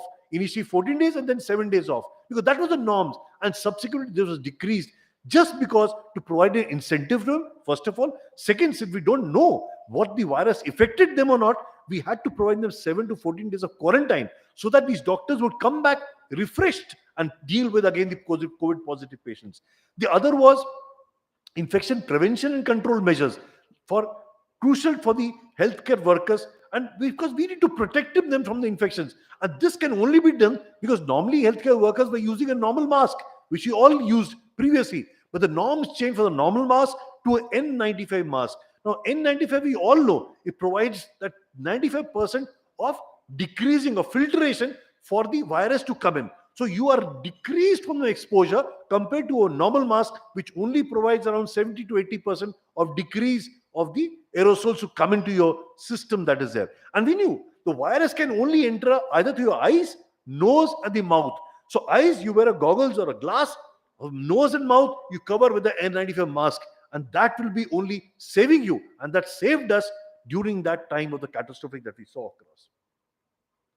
The other was you come across people who had comorbidities. Now, when you had comorbidities, you had to admit them into hospitals because there only you could provide them care on a long time basis. Now, to provide that care, you had people from other surgical parts, because this was basically a medical issue, from skin department, from ENT, from maxillofacial, from derma. You had everybody collecting in just to provide that patient care to people who were admitting into that hospital area. And for that, you had to train them around because nobody was used to on a patient who was a ventilator or whatever to treat them around. So initially, training modules were held, and this all were done online mode. So we could have an online mode of giving them training around for a 7 or 10 days thing, and then getting them into the wards for providing patient care. This was one of the posters that we developed. at the peak of the COVID, and we circulated to the WhatsApp group that how you can, because we know that the virus can only enter through your mouth or the nose, as I said. Nose is the much susceptible area, the mouth is not, because mouth has nothing to do with your cilia and everything. So the virus will directly go into the system of your lungs. So these 10 things or commandments would help in clean your oral cavity as well as prevent that virus to survive their oral cavity. Because we knew the virus is labile or it is thermolabile, it is sensitive to spirits, and it is sensitive to antiseptics and cleanliness. So more cleaning that you do of the oral cavity, the more lesser chance of infection is there. The more healthy diet that you take, the lesser chance of infection is there, and the less amount of tobacco you take, the lesser chance of infection you will have. The other is we started a helpline number. I'll come to it. That is the inauguration by the health minister at 2020. So this is one of the. Can we play that video, sir? Can you play that video if it's there? देखो नीचे उसका ना play button होगा. To watch the latest from India Science, Sound? don't forget to subscribe to the channel. So and बीच से press play on कर the दीजिए. bell icon to get notifications बीच में आ जाइए. on all the बीच में आ जाइए. science-related videos. Video नहीं हाँ बीच में और आइए आगे नहीं बैक चाहिए बैक या प्ले दैट नहीं नीचे आके प्ले करना है आपको नीचे आके बटन आएगा प्ले करने का थोड़ा ऊपर. To watch the latest from India Science, don't forget to subscribe to the channel and press on the bell icon to get notifications on all the science-related videos. So this was one covered by Nandi Kumar from the Doodar. She covered that, and this was the prime of the vaccination drive that happened there. The first time the vaccination was launched for healthcare workers. So during the time that the vaccination was launched in 2021, that it came in, we had the first shot there.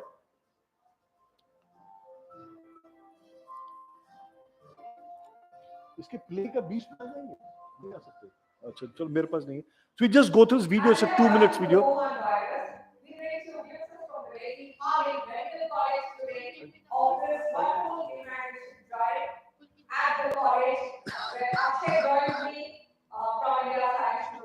Fast we talk about vaccine hesitancy and resistance of people. What is it that you would like to say? Namaskar. It's a lovely day and there is a lot of optimism in the air. Vaccine drive is going full force. Let us take the audience right to the vaccines where it is actually happening and show them that it is perfectly safe, fight vaccine hesitancy and win the battle against coronavirus.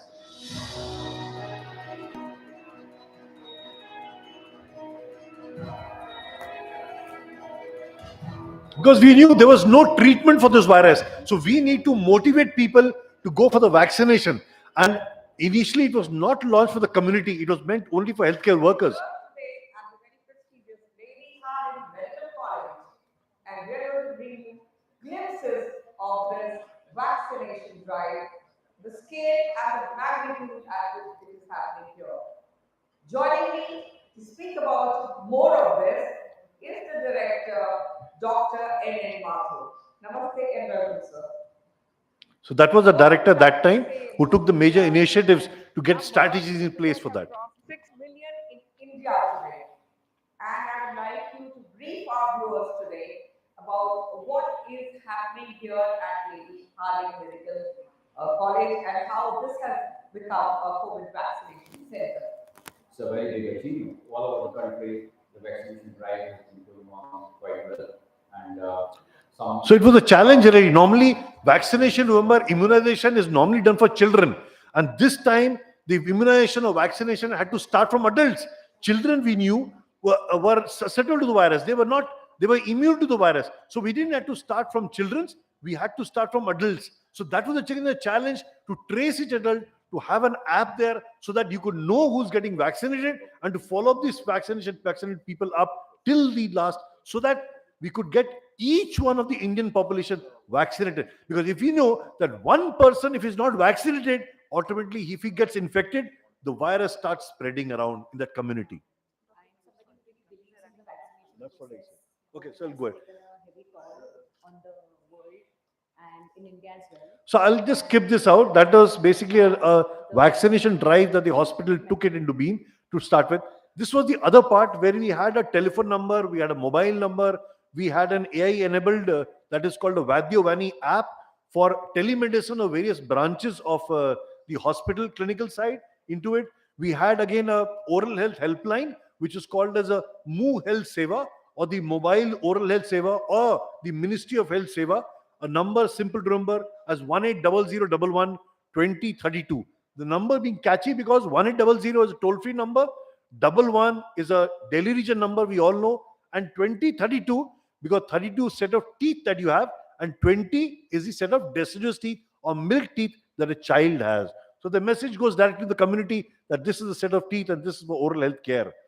The other was optimizing, as I said, the resources. So we had to have regulatory bodies, our Dental Council of India or the National Medical Commission coming in, where to postpone the exams, to have third year people directly into final year so that we could use the resources for patient care. Then developing soft skills, because when a patient comes to it, he's infected, he wants to get burdened with that. So you have to have soft skills and communicate with patients. How do you communicate with patients? That's important. Then strengthening the health resources or the systems in place so that you could deal with the healthcare issues out. So challenges implementation were normally there. There's so many of them. I think a lot of time that it'll require there. So I'll just go through it. But the way forward that is there is two things that we need to know about. The one thing at the most that the most public activities require human intervention. So when you require human intervention, you require the human capital to be engaged. And we could use the AI or the artificial intelligence and telemedicine healthcare to provide maximum services. Could be from taking an appointment to seeing routine patients or to seeing a post-op patients. So you don't need to see a patient face to face ever. The second was provide regular training or continuous training to a workforce so that they are healthy at the same time and they're trained to deal with the future issues that come in. So these two things are major issues that we've learned from the COVID times. So like a symphony and orchestra, you require various people to produce that sound that is there. Similarly, in any organization, you have to have integration of resources to produce the outcome that you're looking for. And with that, I'd like to conclude my session here with saying that to the CSR Research Foundation of thanking them off, especially my friend, Mr. Deen Dayal Agarwal, for calling us over and listening to us at the moment. Thank you so much, and we'll be there. Thank you.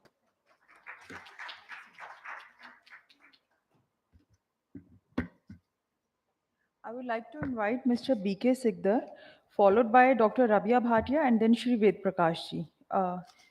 Mr. B.K. Sikdar, please come. Good afternoon to all of you. So I'll just take only 5 to 10 minutes time. I mean, Mr. Agrawal being our common friend, so he just requested me to speak something on this subject. But I will try to make it something related to the private industries. I mean, from my experience, what we have seen in the COVID time. So you may get some inputs from those things. One very important thing is that during the COVID time, as it happened, as we started scanning many informations across the country. So while we are getting the different informations across the country, how the things are happening, whether the treatment is having the problems or there is store problems, there is logistic problems or supply chain problems. So we started getting the inputs from entire country. So these inputs have helped us to understand what exactly was happening during the COVID time. So I think if we say, then after some time, I mean, at the end of my discussion, we can have questions so that it can be more clarified. So as I was listening to the lecture from the HR policy perspective of the private organizations, one very important thing which we could learn while scanning the things when the COVID was happening was that the HR policy need to be depending on the value chain of the organization. We cannot have an uniform policy across all organizations, because the way disruptions has taken place in different departments and different companies, because some of the retail sectors or telecom sector, we have studied from the sector point of view. So we could see that many sectors were badly affected. Some sectors were otherwise performing even in the worst conditions. So we cannot generalize anything in case of HR policies. We need to be very specific what exactly is the objective a private organization is giving, and based on that we need to design the things. Second point which we face is that emergency handling capability in an organization, which I feel is very important, because normally we do overlook this thing in maybe in our office. Some of the officials, some of the staff may be made accountable to understand some of the emergency handling capabilities. So these kind of thing in government, all, of course, we started developing this, but in private sectors also these required to be built up. And to develop these capacities is very important, because now since frontline health workers training program we conducted, so during COVID time, you can see in daily newspapers, we were seeing lots of oxygen cylinders are moving and here and there, and many pictures were coming. So being an engineer, I can tell you very frankly is that those cylinders, those trucks which are moving, they are at very high pressure oxygen cylinders, which are in the liquid form, which cannot be directly used by the doctors or which cannot be directly used in the hospital. So we need a certain system is required, certain trained manpower required, and entire thing is required. Just by seeing an oxygen loaded truck, it does not mean that we can supply the thing. So these, even to transport this liquid, even to transport this thing, we required very highly skilled drivers, skilled manpowers. So these kind of disruptions has given us one very understanding is that whomsoever manpower we are deploying, they need to be very highly talented and skilled. Unless they are having the proper skill and understanding, they will not be able to do much.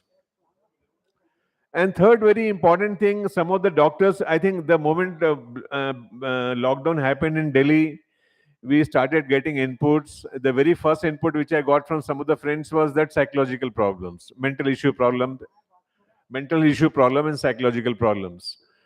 So psychological problems were mainly, I mean, this is the one of the aspect, something which we have not seen, which we have not seen the thing, which we not predict. The moment we see the newspapers, the moment we see some WhatsApp messages and all and all and all. So we start getting the triggering for this. So I think the private organizations as well need to have some kind of counseling guidance system, some kind of system where one is able to vent up their own misunderstandings and issues and problems. So that is very important. That is the thing, third thing which we could learn.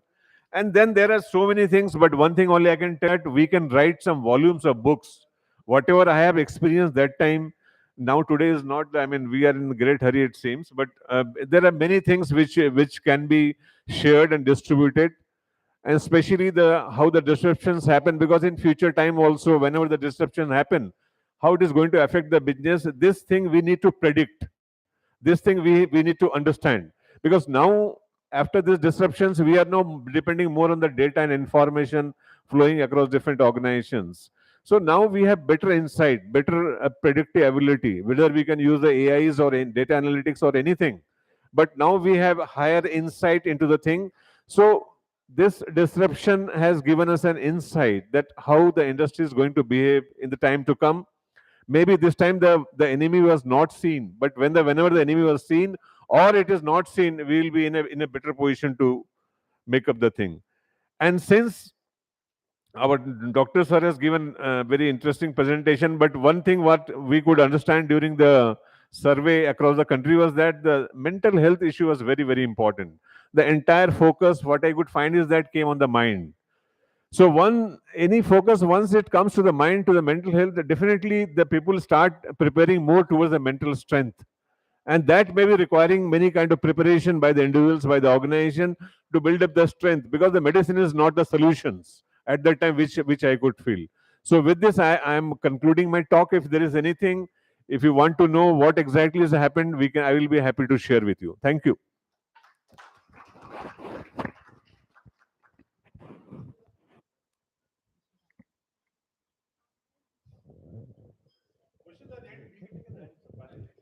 Thank you. Dr. Rabia Bhatia, please come. Thank you so much. First of all, would like to thank CSR Research Foundation and Job Googly, Shifali for inviting me and giving me this opportunity to stand here and share my thoughts and experience with all of you and to learn from all of you actually. This is what it happens. I'll start with when we go ahead with the skill training or some kind of refresh training, and the end of the day, सब लोग ऐसे बाहर चले जाएंगे चाय पीने के लिए, या कुछ लोग तो छोड़ ही देंगे session because they are so tired listening to the same thing. So it's always better तो थोड़ा सा एक्टिव रहना चाहिए सेशंस में, whether it is youth, I would say youth also, because I'm a mentor of change with Niti Yoga as well, where I'm training students as well as teachers also on certain skills. तो मैं start करती हूँ. I've been into HR for last 20 years. और मेरा experience कुछ काफ़ी industries के साथ डिफरेंट रहा है. I've been into banking, IT, hospitality, education, and for past 8 years I've been working by my own. I am running my own startup. HR की जब बात करते हैं, I would like to ask you a question. How many of you are the HR head over here for the organization? I am sure you would be getting a kind of, getting a same kind of experience when it comes to the employee and the employer. और बीच में फंसता कौन है? There are at times HR head फंस जाता है, क्योंकि HR head को employer की भी सुननी पड़ती है, मैनेजमेंट की भी, और उधर से एम्प्लॉय की भी सुननी पड़ती है. अब एम्प्लॉयर कहता है उसको रिटेन करो, अब एम्प्लॉय चाहता है उसका अप्रेजल हो, लेकिन बीच में क्या रीजंस होते हैं? बहुत सारे रीजंस होते हैं, और इतने को इश्यूज होते हैं बीच में एम्प्लॉयर और एम्प्लॉय की, जो कई बार हम लोग भी सॉर्ट आउट नहीं कर पाते हैं. And as a HR head हमें एक टफ डिसीजन लेना पड़ता है to fire the employ last day. हाँ जी, आपको इतना टाइम दिया जाता है, 1 महीने के अंदर if you come up to the expectations, otherwise you are fired, you can leave the organization. Now here comes the challenge. What we were post before the pandemic and post pandemic, what we are going through actually. HR की क्या definition होती है? पहले तो हम define कर लें HR होता क्या है. HR human resource. ह्यूमन क्या होता है? हमने कभी सोचा है हम लोग ह्यूमन बीइंग्स हैं, बट बीइंग ह्यूमन कितना डिफिकल्ट होता है when it comes to specially the HR head. हम लोग अपना ह्यूमैनिटी तो भूल ही जाते हैं, और हम बस इसमें लग जाते हैं नया हायर कर ले रिसोर्स, पुराने को भेजते हैं, क्योंकि हमारा एम्प्लॉयर खुश नहीं है और मैनेजमेंट खुश नहीं है. So I think during the lockdown, we learned a beautiful thing to become humans, because we became more compassionate and we became more empathetic by heart. We started understanding the psychology, the mind state of the employees as well, wherein we were working for the employers. और कुछ employers ने भी, they took a stand and they started changing their policies. Policies को change करना जब होता है ना, तो वो बहुत डिफिकल्ट होता है for the employers basically, because they want the productivity in the growth of their organisation, forgetting about the employees part, forgetting about the comfortability of the employees part, the stability of the employees part. वो भूल जाते हैं कि employ हमारा एक family है. One of my को speakers actually shared, हाँ ये बीकानेर वालों ने, सर ने बहुत अच्छे से बोला, when we start taking care of the employees as our own family member, we will be able to retain our employees in a better way. वहां पे हमें किसी भी वो प्रॉब्लम्स के चैलेंजेस का फेस नहीं करना पड़ता. As a head HR, as a HR head, we are able to keep our employee and employer happy, and at the same point of time we are also happy in a very good place also. तो बहुत important है अपने mindsets को change करना. We are able to change many things during the lockdown. We are able to learn many things during the lockdown. लेकिन अभी भी I would like to say here, there are certain management people who doesn't want to change their policies because they are only thinking about their own organization. Hiring के बहुत problems आए हमें during the lockdown because of the fact we were given a set budget that this is the salary of a particular resource, और employee हमें चाहिए 10 years with experience का. अब 10 years का experience during the lockdown, that too you want the employee to work from office, and you say कि HR head अपनी जान गंवा दे but ऐसा resource कहीं से भी ढूंढ के लाए. अब कहाँ से ढूंढ के लाओ? So there were such challenges we faced during the lockdown. We spoke about technology. Technology, yes, we learned a lot during the lockdown period. But I would like to say here, one of the distinguished member guests asked the question, कि hiring में technology how can support? A very good question, and the answer to it is digital platforms. We all are very well equipped with LinkedIn, Facebook, Insta, These three platforms can get you the best of the resources. Believe me, I have been hiring people through these platforms for past 10 years now, and in a very good state, basically. I'm a very good place, actually, because I don't have to pay to the Naukri, which is double the amount, or the consultants who are actually taking, 1 month salary, or, some kind of percentage, a commission. I am hiring for the organizations through these platforms, and I'm getting the best of the resources. So this is the answer to that question, actually. Third question, trainings के ऊपर आता है. Trainings हम जब देना चाहते हैं, skill trainings, we are facing again another challenge. Employees, there are certain management people, there are certain employers who doesn't want to give those skill trainings, and you want to, fire the old resources, hire the new freshers, new resources who are skilled actually. कई organisation में ये भी challenge हमने face किया है where the employees doesn't want to learn something new because they have that kind of mindset कि we are experienced people and we don't have to learn anything new. But the lockdown has taught us the going way forward is to learn, unlearn, and learn. This is the way forward. Till the time we won't enhance ourselves, we will not be able to empower others as well. And this technique has to be applied in our daily lives. Whether we are working in an education sector or a corporate sector or a private sector or a CSR department or a government sector. We need to empower ourselves with new skill sets, and there are a number of skill sets. NEP, because I majorly work for the education sector, so NEP has laid down the policy which talks about that the skills driven education has to be given to the students now, rather than only going forward with the degree part. Because I have experienced, and I think most of us have experienced in our lives, past lives, that degree used to talk, but now degree won't talk. It will be your skill set that would talk for you. So skill up your skills, skill up your talents, skill up your uniqueness.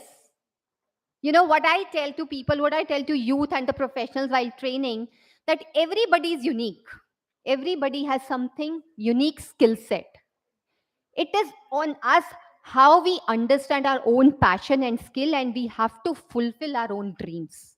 Nobody can challenge us for that. Organizations में भी आप देखिए, one person would have HR skills, the other person would have IT skills, the third person would have different skill set, admin skills होंगी. हर department अलग अलग होता है. अब अगर हम वहां पे अलग अलग रिसोर्सेज, अलग अलग स्किल सेट के लोग नहीं लाएंगे, we won't be able to run an organization. And believe me, for that matter, I have heard from UGC people, we are facing so many challenges while placement in the corporate sector. Students, the old student, the past, they did not have those skill set, and they're entering into that field actually. और जब उनका practical उनका वो होता है, practical assessment होती है, aptitude test होते हैं, they fail in that aptitude test. Why? Because degree ले लेते हो आप. How you will? There are multiple ways to take a degree. I won't say take a degree, but to buy a degree, I would rather say. And everybody can justify this, that yes, people can buy degrees as well, but you can't buy a skill set. So as a HR person, you have this responsibility on your shoulders to skill up each and every resource, to induct each and every new hired, and then give a proper refresh training depending upon where the resource is failing, where your employee is failing, rather than going to the same back to the pavilion that new hire resource karo, fire karo inko. It is not of any use. This is not the right way for the organization growth and even for your own growth. So I would like to say here, just keep yourself in that pace where you can think about the growth of the organization as well as the employee, and you can make them both them happy, and at the same point of time you'll be able to justify your own role as well. Yes, HR faces a lot of challenges, but at the same point of time, HR is the only person who can actually take the employee and the employer to the next level. That's all I would like to say here. Thank you so much.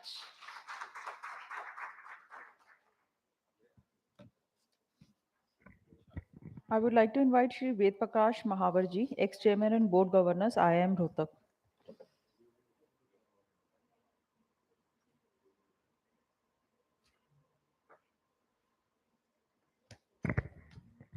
Good afternoon. No response? Bhai, if you want to excel in HR or you want to become a director or a chairman of a company, a very good skill you all have to learn. And that skill is 3C. Communication, communication, and communication. Now you learn, they will say, what is these 3Cs? आपको वो picture का dialogue याद नहीं आना चाहिए वो entertainment entertainment entertainment there was one movie so I'm not talking about that. I'm talking about communication, communication, and communication. If you make your all three communication right, and these communication are, you should not afraid of talking to your bosses. That communication should be very clear. And you should not have any inhibition to talk to your peers. There's another communication. Normally we think, अरे यार इससे क्या पूछूंगे बड़ा silly question है. So no question is a silly question. So if you don't know, you don't know. You have to ask. So you have to be true to yourself. And don't have any inhibitions to talk to your junior colleagues. I don't call them subordinates. Many people call them subordinate. No, that's not the right word. I think we should call them junior colleagues. In this world, today's world, everybody is colleague. Senior colleagues, your peers or your junior colleagues. So I take it that way. If you make these three communication right, you can excel in your life. That is the mantra which I normally, so you help to respond to things. If you're not responding, so there are two things happening. Either you understand everything or everything is going over your head. दो ही चीज हो सकती है ना भाई कोई question नहीं पूछता है एक जगह मैं I was just talking and I said भाई any questions nobody was asking questions so I said two things happen either you have not understood anything or everything is gone from your head or you have understood everything. So one person stood up and said, "Sir, हम उसको आत्मसात कर रहे हैं." That was the answer. So I'm not going to all this, but I'll just speak about women in HR and women in the industry. If you see after COVID, what has happened? What has happened to women empowerment? Women workforce I'm just talking about. It has reduced and to the tune of almost 7 to 8%. Pre-COVID and after COVID, the level has gone down. And if you talk about the women workforce in different industries, if you talk about oil and gas, it's only 7%. So why we, the HR can work for this? See, in India, 48% is women, 48 to 49%. Every 1,000, there's 911 women. So it's almost 46%. So how can't we think of those 46%? We talk about equality, yes, वो सब हम बराबर हैं दोनों बराबर हैं जब job देने की बात आती है तो नहीं आप बराबर है आप में ताकत नहीं है आप ये काम को नहीं कर सकते तो ऐसा कोई काम नहीं है जो औरत नहीं कर सकती है I have seen many examples. Only 3 days back, one of the director in ONGs was selected was a woman. And I listened her in one of the conference and I told her, why don't you appear for the director? And you have the potential. She said, मुझे कौन director बनाएगा? That was the answer. I said, yeah, no, I have listened to you. You have the capability, you have the capacity, you can do it. And I don't know what clicked in her mind. She started working on that and she became director. She is a director. Why I said that? Because I know he joined in 1985 and she was the first lady who went to the field where there's no facilities in the field. When she has done so much of hardship there, and I thought that she can very well handle the position of the director in the company. So that is because the learnings which you got it from that is really unique and will definitely help you to grow or help your people to grow in the organization. So that is a thing I just wanted to share. And if you see the growth in GDP, हम GDP की बात करते हैं ना, women का कितना percentage? How much percentage women contribute in our GDP? Almost 17%. 48% workforce contributing about 17% in our GDP. So that kind of potential we are talking about. And now we have people saying that women cannot head an organization. In the morning we have seen Alka Mittal was here, Dr. Alka Mittal was there. She was a chairman of Oil and Natural Gas Corporation, one of the biggest oil and gas company in India, and this company has done highest profit ever, and that is the highest in India, that is about 40,000 crores. So that kind of potentials we have. And about 5 months back, I'm talking about how the women empowerment is coming up, because we feel that women, वो औरत है वो क्या कर सकती है, ऐसा नहीं है. That वो हमको उस दिमाग से बाहर आ जाना चाहिए, उस माइंडसेट से बाहर आ जाना चाहिए. They have equal potential and equal potential they have, and they are much better than men. I have seen many times. More sincere, more honest, and more dedicated. This is my observation. I don't know whether I'm right or not, but this is my practical experience which I'm talking about.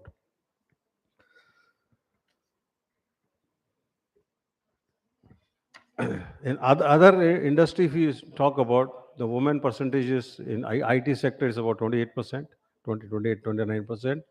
In pharma is about 11 to 12%, like that. But the sector where I was working is oil and gas sector. Is really worried about that, because only 7% workforce is women. So that need to be increased. And the organization where I was, when I was director, at that time we said, let us have a target and let us have mission 15, make it 7 to 15. And what is to be done, then let HR work on that, how we can increase the numbers.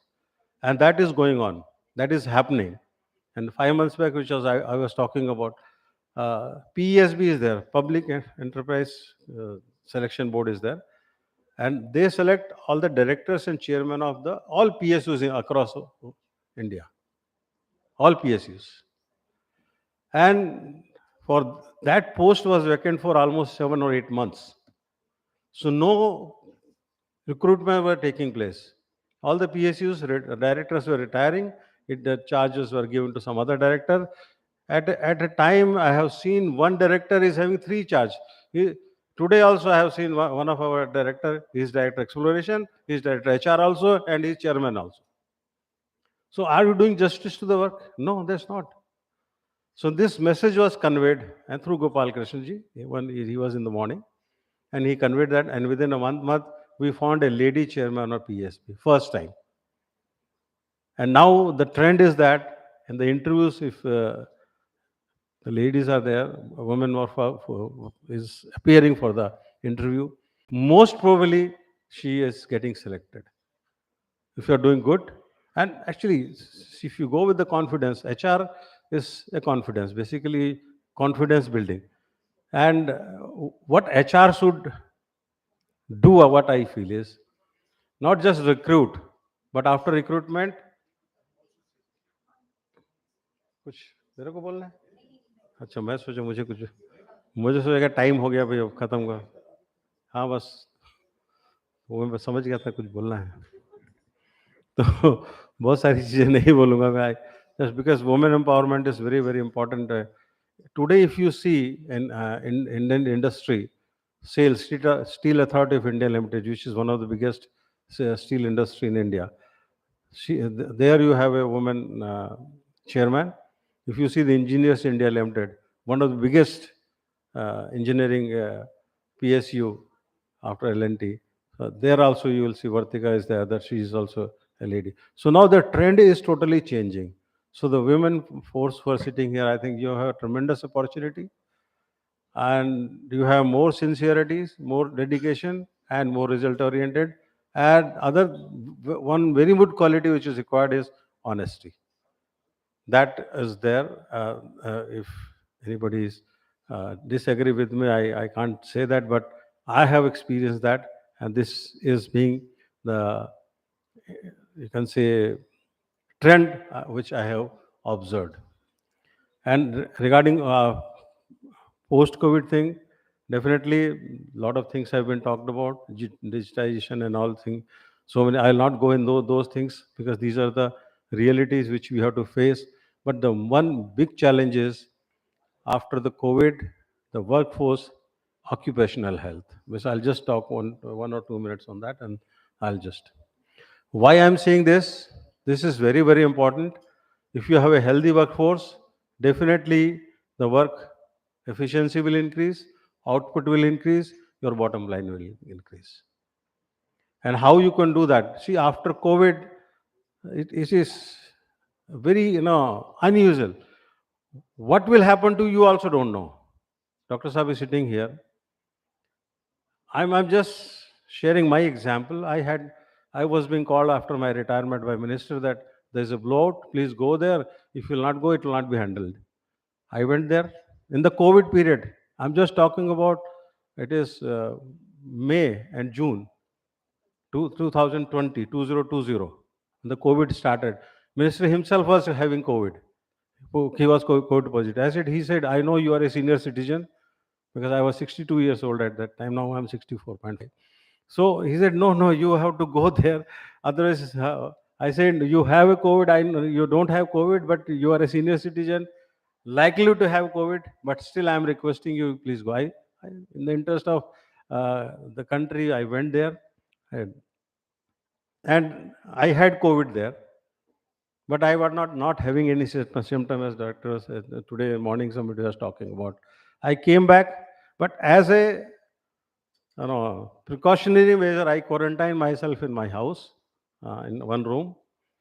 And when we were having a chat with the minister, he said, "You get it tested, you are positive." I said, I may be positive because where I was working, the chairman of the company was positive, the director of the company was positive, two directors there, and I was living with them. The team with which I was interacting, they all were positive. So definitely I will be positive. I would have been positive. I assumed that. And I was knowing that I am positive. But that work was to be completed. Otherwise, it would have made a big disaster. I said, okay, let us do that, finish it. And then I went back home, came back. Everything was fine, no symptoms. In 1 week's time, I became negative and everything was going fine. And I did all my checkups in July. And in October, I had a major heart attack. All the three arteries blocked suddenly. Two were about 98% and one was 90%. Luckily, my son was there and he picked me up and took to the hospital, and my nephew.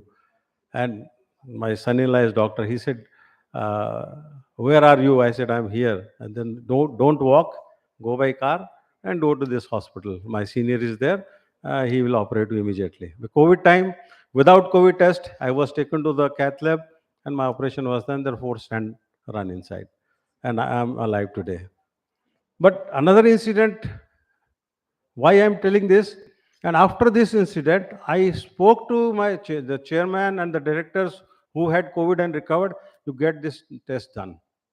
In the morning, I think Ajay was describing about those tests. The D-dimer and I don't remember those tests, but 5 or 6 tests are there. CRP and so many things. So my D-dimer increased tremendously. And because of that, my arteries got blocked. If you can see, I walked 5 kilometers in the evening, 1 kilometer reverse walking, and next day morning I am having a headache, heart attack. And that too a very massive heart attack. I also never imagined that I have had heart attack. Another incident, I went to for a meeting outside India, and there we were having I was in Bahrain at that time, and one fellow came from Oman. He was COVID positive, but he was not knowing that. The meeting of 8 people from different countries, we had meeting, and by that time meeting was over about 4 o'clock in the evening. A result came that the person who is in the meeting is COVID positive. Outside protocol is very, very strict and very. So what has happened? They put us in quarantine. After 3 days, we all got positive. So I stayed there for 10 days. And I came back here after 3 months. I had some issues. I said, why I'm not able to eat and all. I found that my vitamin B12 has reduced to almost 90, which should have been at least 600 to 700. And I took that hit. So why I'm telling this, now HR has to work on these strategies. Post-COVID, what can happen you will never know. So the health checkup norms should be changed, which is a real need of the hour, and we should think on that, how we can do that with the consultation of doctors and the medical officers which are there in the organization. I had something else to share, but now time is short. So those things I'll talk later on, because many of the things have been covered from that. With this, I thank all of you. And only one last advice I just, yeah, HR has to, is facing a big challenge that people said, I am working in the field, he is sitting in the office. The HR man is sitting in office. And a person working in the field, he said, अरे वो क्या करता है, वो office में बैठा रहता है, मैं तो फील्ड में इतना काम कर रहा हूँ. So I should get more, and but in PSUs or in the public sector, it is same. But friends, one thing you all understand: everybody's job is important. So respect each other's job. Respect each other. Don't feel that the person, if the HR is not there or finance is not there, do you think they will get paid? Or if you're not working, then the HR should feel that they will be in the office. No. So we are working, and we are being assigned different job. Let us do our job with a passion, and whatever is been assigned to us. Don't think what others are doing. Think that what I can do best and how I can do best. That should be always in your mind. And with this message, I thank all of you, and I think the numbers is now increased. Rubika was just sitting with me. Last में sir सब चले जाएंगे. मैं कहा no अभी लोग आ जाएंगे. So I am thankful to all of you that you all have come and joined. Thank you very much. Thank you, everyone. Does anybody have any question for speakers? Please. Mike.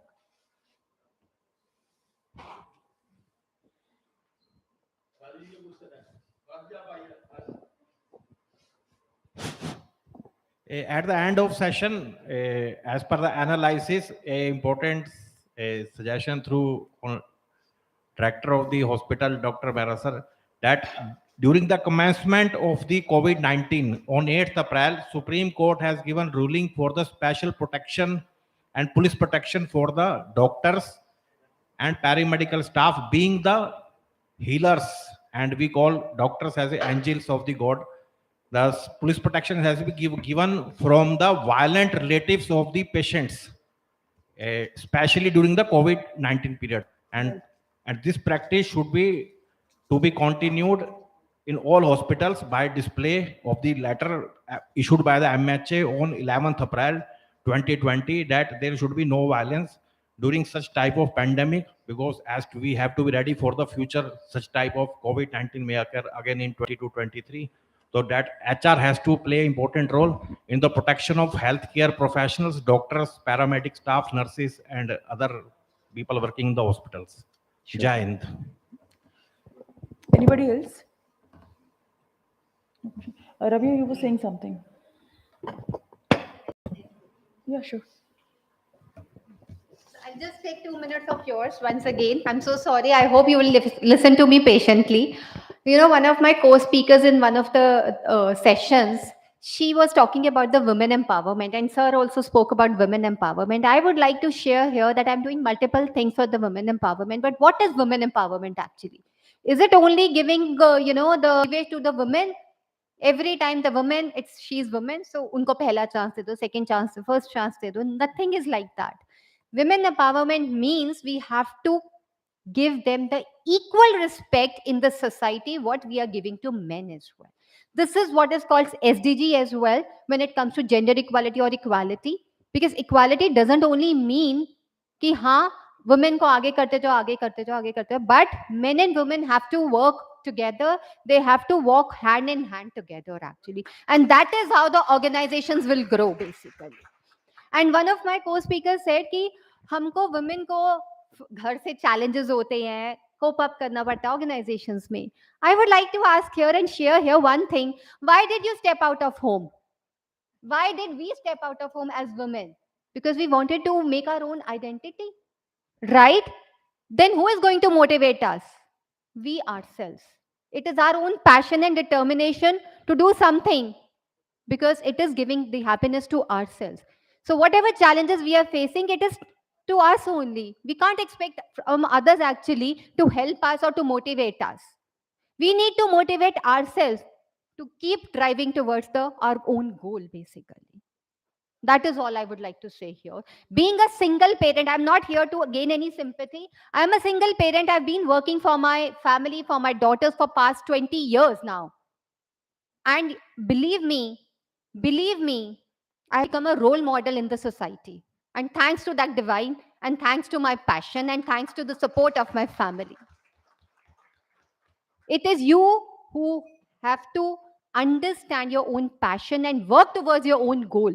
Nobody is there to help you. You have to help yourself. वो भगवान जी वो कहा phrase तो सुनी होगी ना कि भगवान जी कभी आपको थाली में परोस के खाना नहीं देंगे जब तक आप आगे हाथ नहीं बढ़ाओगे, मेहनत नहीं करोगे. So nobody is going to motivate you. You have to motivate yourself. You have to cope up with all the challenges, because it is you who have decided to work for yourself and for your family. Right? That is all I would like to say here. Thank you so much. Thank you so much, everyone. Now I would like to call Mr. Lalit Arora ji to facilitate Dr. Parvesh Mehra.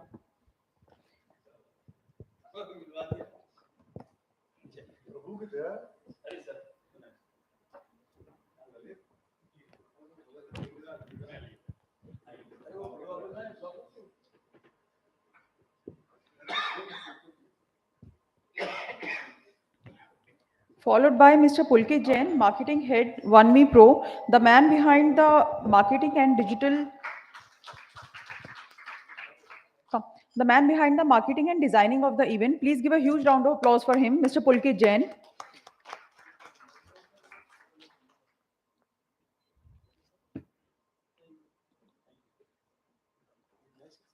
Mr. Pulkit Jain will be felicitating Mr. BK Sikdar. I would like to call Shreya Khatri, social media marketer, to felicitate Dr. Rabia Bhatia. Followed by Mohammad Nawaz Alam, founder trustee Future Care Foundation, to felicitate Mr. Ved Prakash Mahawar.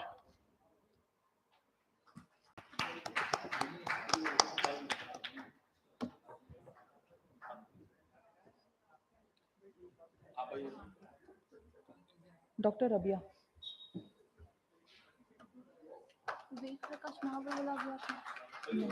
Doctor Rabia कहाँ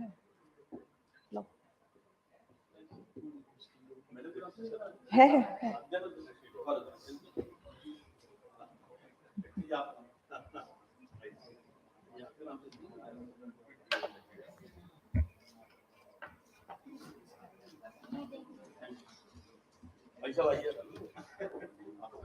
You're welcome.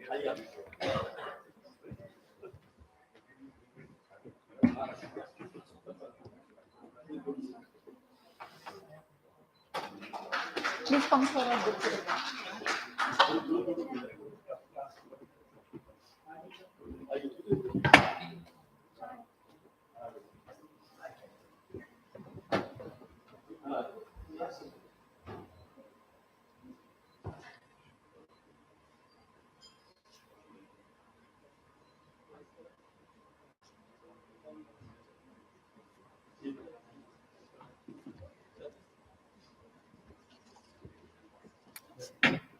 Dindal ji, shall we head towards the validation session?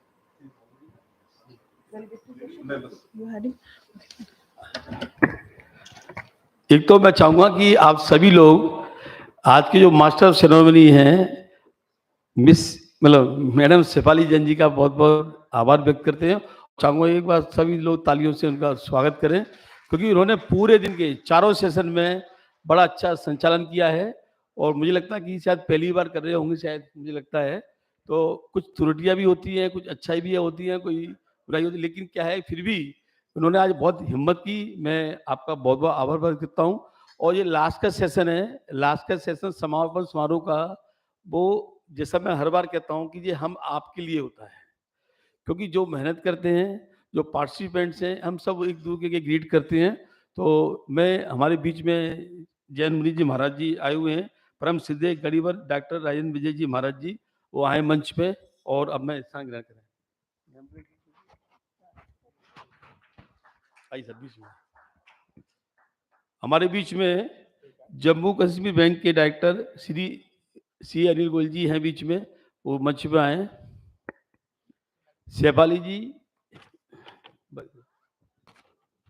Already मंच पे हैं, और मैं पुलकित जैन जी से भी कहूँगा वो मंच पे आए, और क्योंकि हमारी एक टीम है, हमने कोशिश की है कि इस बार आपको विश्वास नहीं होगा, इस बार जितने भी हमारे स्पीकर्स हैं उसमें 50% स्पीकर अपने कहते नहीं पिक एंड मतलब जैसे कि थ्रू सोशल मीडिया आए हैं। क्योंकि क्या होता है कि सोशल मीडिया थ्रू नए लोगों से जुड़ना भी होता है और अपनी संस्था को दूर तक पहुंचाना भी होता है। इसके लिए मैं शेफाली जैन जी का बहुत आभार व्यक्त करता हूं कि इन्होंने इस प्रयास को आगे बढ़ाया, और कम से कम मेरे ख्याल 10-12 स्पीकर ऐसे हैं जो कि हमारे से कभी जुड़े नहीं, पहली बार हमारे यहाँ आए हैं, और बिना किसी अप्रोच के। नहीं तो हम क्या कहते हैं, मावर जी को फोन कर दिया कि ओन जी से बुला दो, ऑल इंडिया से बुला दो, लेकिन अब हमने थोड़ा चेंज किया, हमें कुछ नए लोग भी आने चाहिए जो कि हमारे अपनी सोशल मीडिया थ्रू आए। तो मैं शेफाली जैन जी की बहुत आभार व्यक्त करता हूँ, और साथ ही मैं ये चाहता हूँ कि जो हमारे जो स्पॉन्सर हैं, एसएमसी है, यूआरएस सिटीजन लिमिटेड है, प्रोफेसर रवि सेठी जी यहाँ बैठे हुए हैं, और जॉब गली की तो आप जानते हो कि शेफाली जी है ही हैं, और अपने आईजीएसआई की डॉक्टर रिचा मैडम बैठी हुए हैं। ये हमारी संस्था है international goodwill society of India, ये न्यूक्लियर पावर के बारे में काम करती है, और लगभग 35-36 साल पुरानी संस्था हो चुकी है ये। तो वो आईजीएसआई है, और दूसरा आईआईएफटी की मैडम चली गई मेरे ख्याल से, उन्होंने भी हमें स्पॉन्सर किया है, मैं उनकी भी आभार व्यक्त करता हूँ। हमारे बीच 2 शख्सियत मौजूद हैं, जैसा मैंने कहा, अनिल गोयल जी जेएनडी के डायरेक्टर हैं, और महाराज जी। तो मैं चाहूँगा अनिल जी 5 मिनट में अपना एक वक्तव्य दें कि जम्मू कश्मीर की भी स्थिति कैसी है, या जो भी बोलना चाहें, मैं उनसे गुजारिश करूँगा वो आए मंच में और अपना उद्बोधन दें।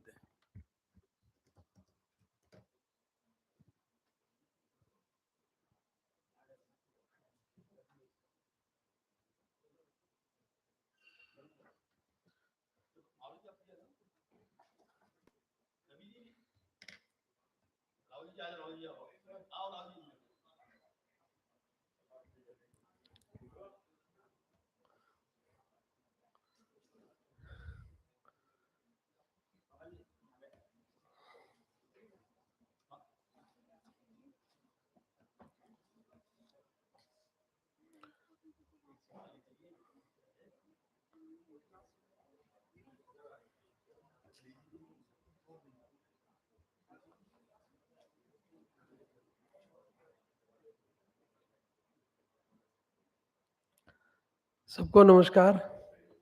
I think all is settle down. परम श्रद्धेय डॉक्टर राजेंद्र विजय जी महाराज, आपने इस कार्यक्रम के सारा केंद्र बिंदु सीए दीनदयाल अग्रवाल जी, मंच पर उपस्थित अन्य बंधु और प्रिय बंधुओं और भगिनी, अपने बहुत एक सौभाग्य का विषय है कि दीनदयाल जी इस सीएसआर रिसर्च फाउंडेशन में विभिन्न विषयों पर, बहुत सारे विषयों पर, अलग अलग विषयों पर, सामायिक विषयों पर इस तरीके की वार्ता आयोजित करते हैं, और बहुत बड़ा सौभाग्य का विषय है कि मुझे सामान्यता निमंत्रित जो है करते हैं। तो सीएसआर रिसर्च फाउंडेशन इनका बहुत एक्टिव रहता है। ये जो आज का विषय है बहुत सामायिक विषय है।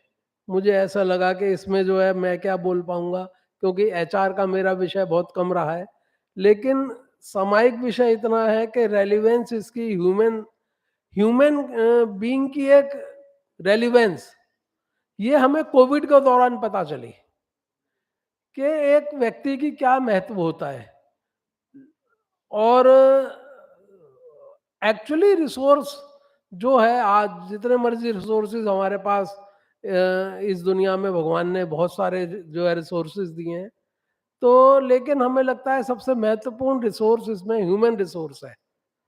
और अभी जो इससे पहले भी टॉपिक चल रहा था वुमेन और ये सब, तो उसका भी डायरेक्ट रिलेशन ह्यूमन उससे है। और हमने देखा कि कोविड के दौरान हमने फील करा कि कितनी इम्पोर्टेंस ह्यूमन रिसोर्स की बढ़ी है।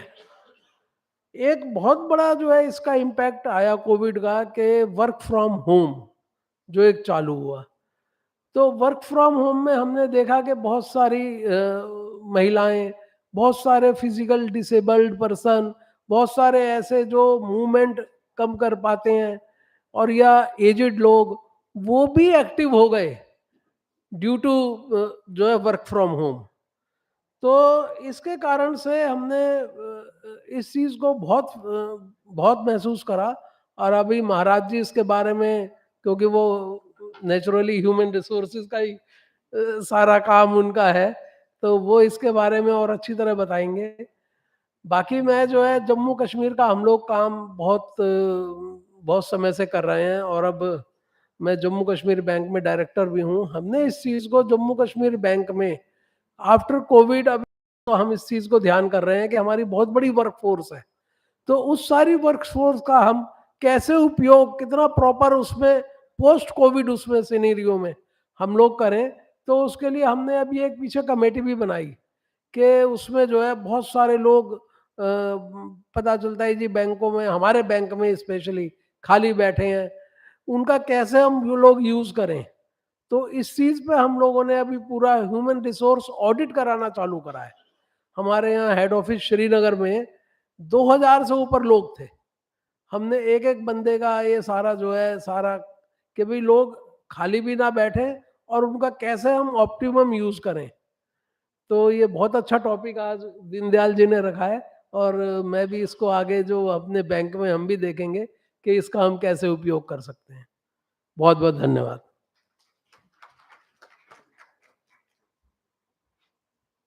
Thank you Anil ji. आपने बताया कि किस तरह बैंक में आप इसको एप्लीकेबल करने वाले हैं। No doubt we are all the chart accountant, तो जितना एचआर के बारे में नॉलेज होती है हम उतना बोल लेते हैं। फिर भी अगर आप अनिल जी से अंकगणित के बारे में पूछेंगे, अकाउंट्स के बारे में पूछेंगे तो बहुत अच्छा बता सकते हैं, लेकिन फिर भी आपने हमें उद्बोधन दिया, इसके लिए बहुत बहुत साधुवाद आपका। और नो डाउट हमारे लास्ट स्पीकर महाराज जी हैं, और महाराज जी से स्पीकर क्या कहूँगा, उनका तो आशीर्वचन होता है। क्योंकि महाराज जितने भी गुरु जन होते हैं वो हमें हमेशा हमेशा अपना आशीर्वाद देते हैं, और जो अपना वक्तव्य देते हैं वो हमारे लिए आशीर्वचन होता है। तो मैं कम समय लेते हुए, क्योंकि समय की मर्यादा भी है, तो मैं महाराज जी को इनवाइट करना चाहूँगा। महाराज जी ने आदिवासी इलाकों में बहुत काम किया है, तो मैंने सोचा कि ये मुझे पता लगा महाराज जी इतना काम कर रहे हैं आदिवासी इलाकों में, क्योंकि अभी भी आदिवासी इलाकों में अभी भी बहुत सारी प्रॉब्लम अभी भी बरकरार है। मैं सिर्फ एक बात कहना चाहूँगा कि मेरे एक मित्र हैं, राज्यसभा एमपी रहे हैं पाटिल जी, तो उन्होंने मुझे एक बार कहा कि भाई आप क्यों नहीं काम करना चाहते कि जो माल न्यूट्रिशन, एक मिनट भैया, जो माल न्यूट्रिशन की प्रॉब्लम है, जैसे जो जंगल में लोग रहते हैं उनको कुपोषण की शिकायत ज़्यादा रहती है, तो उन्होंने मुझे कहा कि ये जो प्रॉब्लम है इसके लिए आपकी एनजीओ काम क्यों नहीं करना चाहती। तो मैंने उनसे कहा, मैंने भाई साहब मैं हूँ चार्ट अकाउंटेंट, आप बता सकते हैं कि इंडिया में सबसे ज़्यादा कुपोषण कहाँ होता है। तो बोले छत्तीसगढ़, झारखंड, उड़ीसा। और मैंने पूछा आपसे कि सबसे ज़्यादा नेचुरल रिसोर्स कहाँ है, छत्तीसगढ़, उड़ीसा, झारखंड। जहाँ व्यक्ति रह रहा है वहीं का व्यक्ति भूखा है, इसका मतलब है कि हमारी पॉलिसी गलत है, हमारी पॉलिसी गलत है। मैं किसी सरकार की बुराई नहीं कर रहा, पॉलिसी गलत है। हमने उनको कहते हैं जंगल जड़ से अलग कर दिया और उनका हमने डेवलपमेंट नहीं किया। हमें उनके बारे में हम क्यों सोचें। सरकार अगर ऐसा कर दे, सरकार ने किया भी है, 2% उन्होंने कहा है जितना भी आपका वो होता है, जितनी भी माइनिंग होती है उसका 2% डेवलपमेंट के लिए खर्च होता है। लेकिन बड़े दुर्भाग्य की बात है, अभी भी माइंस वाले इलाकों में 30,000 करोड़ रुपए सरकार का पड़ा हुआ है, डेवलपमेंट नहीं हो पा रहा। बल्कि छत्तीसगढ़ में तो ऐसा हुआ, मैं किसी का नाम नहीं लेना चाहता, कि उन्होंने माइंस के फंड को मल्टी लेवल पार्किंग बनवा दी। तो मैंने पूछा भाई मल्टी लेवल पार्किंग किसके काम आएगी, आदिवासियों के काम तो नहीं आएगी।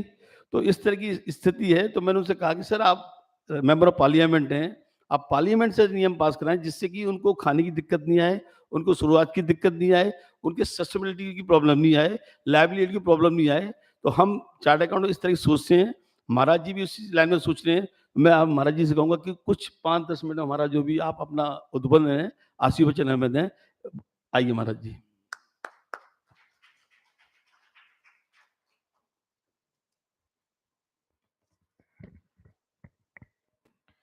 ओंकार बिंदुक्षयुक्तं नित्यं ध्यायन्ति योगिनः कामदं मोक्षदं चैव ओंकाराय नमः। दीनदयाल जी अग्रवाल जी ने व्यक्तित्व एक ऐसे हैं, हम लोग ऑफिस में काम ढूंढते हैं, लेकिन दीनदयाल जी ऐसे व्यक्ति है वो काम ढूंढने के लिए बाहर निकलते हैं। तो हमें काम बताइए, सेवा बताइए। तो ऐसी चीज लेकर के हमारे पास में उपस्थित हुए हमारे एक शिष्य है जो मुसलमान है, अभी चले गए शायद, सोलिंद भाई। तो वो जो है आपको लेकर के आया, हमारा परिचय कराया। 85 नॉर्थ एवेन्यू में हम रहते हैं। तो वैसे में आदिवासी क्षेत्र के अंदर जैन दर्शन का एक सूत्र है परिस्परिग्रह जीवानाम, और रामायण के अंदर भी पूरा रामायण का जो सार है वो उसका सार इतना ही है, दया धर्म का मूल, पाप मूल अभिमान, तुलसी दया न छंडिए जब लग घट में प्राण। तो जब तक इंसान के पास में दया नहीं होगी, करुणा नहीं होगी, मैत्रीयता नहीं होगी, तब तक CSR नहीं कर सकता है। और ये CSR जो है हम एक दूसरे को जुड़ने की परिकल्पना है, जिससे जैन धर्म ने कहा गया परिस्परिग्रह जीवाना। मेरे क्षेत्र में, आदिवासी क्षेत्र में, हमने सबसे पहले जो है वहां से व्यसन मुक्ति करवाई। व्यसन मुक्ति करने के बाद लाखों की तादाद के अंदर जो है वहां जो जमीन में रिसोर्स है, मतलब कि हम खान खनिज को, जल जंगल जमीन को बचाने का मुहिम हमने छेड़ा। 5 लाख पेड़ लगवाए पहले, 5 लाख पेड़, अलग अलग तरह फलदायी पेड़। और वो पेड़ों में से जो है जब पतझड़ आता है तो उसी पेड़ के पत्तों में से ऐसे औषधि पत्ते लगाए, जिसे पत्ते जो है पतझड़ आएगा तो खाद बन जाएंगे। तो उसके बाद में जो है वहां की जमीन जो है हमारे क्षेत्र की कस्तूरी मिट्टी वाली है। तो हमने वहां पे किसानों को 2 लाख से अधिक जैन समाज के साथ में, अपने हिंदुत्व लोगों के समाज, गौशालाओं के साथ में मिलकर के हमने 2.5 लाख गोवंश जो है किसानों को दिए कि इसको गौशाला में मत रखो, क्योंकि जो गोधन है, पशुधन है, उसका मालिक जो है, हम तो सोना चांदी धन रखने वाले अपनी तिजोरी के लोग हैं, लेकिन पशु के साथ में, मतलब पशु को अपना एक साथी बनाने की जो भूमिका अच्छी अदा करते हैं तो वो किसान लोग करते हैं। तो वो किसानों को हमने, क्योंकि वहां पारंपरिक खेती होती है, जमीन चिकनी होने के कारण से अगर ट्रैक्टर से चलाएंगे तो सारी जो मिट्टी है वो ट्रैक्टर से चिपक जाएगी। तो 2.5 लाख गोवंश दिया, और उसके बाद में जो है योजना चलाई कि वहां पर टमाटर को कोई नहीं जानता था। तो टमाटर को जो है इस समय के अंदर 5,000 करोड़ का हमारे क्षेत्र के अंदर जो है टमाटर पकता है किसानों के द्वारा। भारत का सबसे बेहतरीन कॉटन जो है वो हमारी भूमिका है। चावड़ा जी हमारे क्षेत्र के MLA भी रहे हैं, हमारे मतलब गुजरात के। तो हमारा जो आदिवासी इलाका है, नंबर 1 कॉटन जो है 10,000 करोड़ का किसान लोग उत्पादन करते हैं। समस्या ये है कि जिस समय के अंदर बुवाई करना है तो उस समय के अंदर बीज के भाव बढ़ जाते हैं। जब किसान अपना उत्पादन बढ़ा लेता है और उस समय में जो है खरीदारी कर बाजार के अंदर, मंडी के अंदर जाना है, उस समय के अंदर मंडी के लोग भाव घटा देते हैं। तो ये जो सारी समस्या है उसके अंदर मैंने बड़े आंदोलन किए हैं। मैं कोई खाली बैठ करके आशीर्वाद देने वाला संत नहीं हूं। मैं जमीन से जुड़ करके काम करने वाला सन्यासी हूं। फिर आज प्रधानमंत्री जी का जन्मदिन है, तो प्रधानमंत्री को उस समय में नरेंद्र मोदी जी गुजरात में मुख्यमंत्री थे, उनको अपने क्षेत्र में लाया गोधरा कांड के बाद में। तो उस समय मैंने 4 लाख लोग आदिवासियों को इकट्ठा किया। तो उनको मोदी जी ने कहा कि महाराज जी, आपका क्षेत्र में बहुत अच्छा वर्चस्व है, अच्छी वोट बैंक है, और हमारे वहाँ तो 1 करोड़ 10 लाख आदिवासी है गुजरात में। तो उन्होंने कहा यहाँ अच्छा आश्रम बना सकते हैं। मैंने कहा हम आश्रम बनाने वालों में से नहीं है, हम खुद श्रम करने वाले लोगों में से हैं। हमने उस समय में एकलव्य आवासीय विद्यालय एक्स्ट्रा ऑर्डिनरी आदिवासी बच्चे जो जिनको गुजराती भाषा नहीं आती है, वो इंग्लिश मीडियम के अंदर साइंस के अंदर डॉक्टर की पढ़ाई करने वाले बच्चे तैयार कर दिए।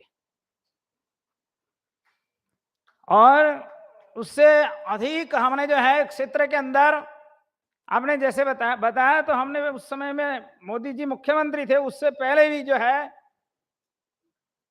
हमने क्षेत्र के अंदर जो है आप लोगों के सबके सहयोग से, जैन समाज के सहयोग से, दूसरे, क्योंकि मैं हर समाज के व्यक्ति के साथ में जुड़ा हुआ हूं, तो ये साधुओं को सबसे पहले CSR में अंदर रहना चाहिए, खुद को पहले। और संत जो है वो एक प्रेरणा है। अकेला चलता है व्यक्ति, फिर साथ में सब लोग जुड़ जाते हैं, तो उस समय के अंदर जो है लोग जो है झोली में उठा करके लोगों को हॉस्पिटल लेके आते थे। हमने 5 एम्बुलेंस ऐसे सब लोगों के CSR के माध्यम से जो है आदिवासी क्षेत्र में 5 एम्बुलेंस। और आदिवासियों में अंधश्रद्धाएं बहुत होती है। अगर बच्चा, गर्भवती बच्चा जो है, माता जो है वो कोई मर जाए तो बच्चा को पूरी जिंदगी सुनने का, अगर बच्चा मर जाए तो माँ को पूरी जिंदगी सुनने का। ऐसे अंधविश्वासों को मुक्त करने का अभियान चलाया। तो कहने का तात्पर्य है कि उस आदिवासी क्षेत्र में जो हमारा कौन सा है, statue of unity, Sardar Vallabh भाई पटेल का जो स्टैच्यू ऑफ यूनिटी है, वो सारा क्षेत्र जो है आदिवासियों का बाहुल्य क्षेत्र है। और उस बाहुल्य क्षेत्र के अंदर जो है हमने विभिन्न तरह के आप सब लोगों के सहयोग से ऊर्जामय कार्यक्रम आरंभ किए। 4 विद्यालय वहां पे हम लोग चलाते हैं। एकलव्य आवासीय विद्यालय एक हमारे खुद के नाम से हैं, और ब्रह्म सुंदरी कन्या छात्रावास 700-800 से अधिक आदिवासी लड़कियों को हमने जो है पढ़ा लिखा करके पुलिस के अंदर, होमगार्ड के अंदर और नर्सिंग के अंदर जो है हमने 700 से 800 से अधिक जो है आदिवासी कन्याओं को जो शहर में ला करके उनको जो जो उनका स्किल था उस स्किल को हमने डेवलपमेंट किया, उनको नौकरियां लगाए, धंधे लगाए। और भी अभी इस समय में साइंस के जो बच्चे पढ़ लिख करके है वो डॉक्टर की भी तैयारियां में लगे हुए हैं, पढ़ रहे हैं। तो ये 6, 7, 8 साल के अंदर जो है आदिवासी क्षेत्र में ऐसा बढ़िया विकास हुआ। तो अब एक अकेला थक जाएगा, साथी मिल करके हाथ बढ़ाना। तो हमारे दीनदयाल जी, नाम ही दीनदयाल, दया वाले, और दीन भी है, दयाल भी है, करुणा भी है, दया भी है। तो उन्होंने कहा कि गुरुजी जो भी आदेश देंगे हम लोगों को सबको, आप हमें आशीर्वाद दीजिए, हम लोग मिलजुल करके कुछ न कुछ अच्छा बहुत बढ़िया काम करेंगे। आप अपने ऑफिस के अंदर लेके गए, बड़े अच्छे ऊर्जावान व्यक्ति है, और ये जो सोच है, विचार है, वो निरंतर हम लोगों के अंदर होनी चाहिए। धर्म का सार ही दया, धर्म का मूल है, करुणा ही हमारा, क्यों एक दूसरे को देख करके जब तक हमारे अंदर करुणा नहीं आएगी तब तक हमारे में अंदर जो कहते हैं ना ह्यूमन रिसोर्स, जो कहते हैं नेचर जो है, मनुष्य का जो स्वभाव जो है, वो हम एक दूसरे को देख करके जलना नहीं, लेकिन एक दूसरे को मिल करके दीप जलाने की परंपराओं को आगे बढ़ाएंगे। तो आपका जो एक मिशन जो है CSR रिसर्च फाउंडेशन जो है, पोस्ट कोविड के अंतर्गत हमने भी आदिवासी क्षेत्र में बहुत काम किए। बहुत लोगों के, आदिवासी लोग ऐसे जहाँ जहाँ जाकर के आटा देते थे, कपड़े देते थे, वो कहते नहीं महाराज हम मुफ्त में नहीं लेते, फ्री के अंदर नहीं लेते, 102 साल की, मैंने टीवी में इसके एक औरत माता का इंटरव्यू कराया था, 102 साल की माता, और वो पहाड़ से उतरती, लकड़ियां इकट्ठा करती, और करने के बाद में 102 साल की माता, उसका मैंने बड़ा अच्छे अच्छे टीवियों के अंदर इंटरव्यू भी कराया। तो मैं उनको देने के लिए गया, कपड़े और ये पैसे कुछ दिए, तो कहते हम महाराज मुफ्त में नहीं लेने, मेहनत करके लेते हैं। तो यहाँ से गाड़ी में बैठ करके कहते वो टेम्पा वेम्पा जो भी है मिलता है उसके अंदर क्या ना, पैदल से जाना, ताकि पाँव में जो है रोग नहीं लगे। ये सब गाड़ियां जो है वो रोग का कारण है। तो वो माता जी जो आज भी 102 100, उस समय में आप तो 104 साल की हो गई, तो पानी नीचे से ऊपर लेके जाने का, फिर सारा दिन भर के अंदर जो है शाम को जो सुबह शाम तो लकड़ियां इकट्ठा करने का, और भी अनेक औषधियां इकट्ठी करने की, बाजार में जाके बेचने का, और उससे पूरा 15 लोगों का परिवार आज भी वो माता अच्छे तरह से चला रही है।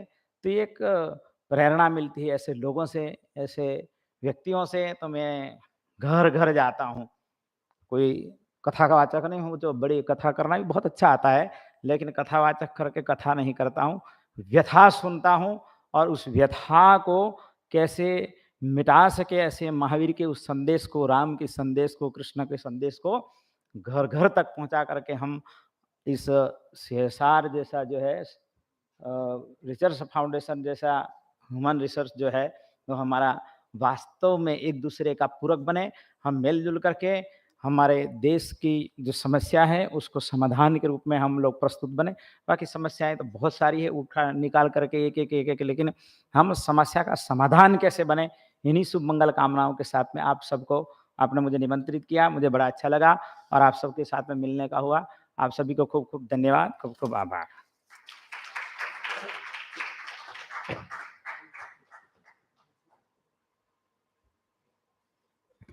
बहुत बहुत धन्यवाद महाराज जी आपका।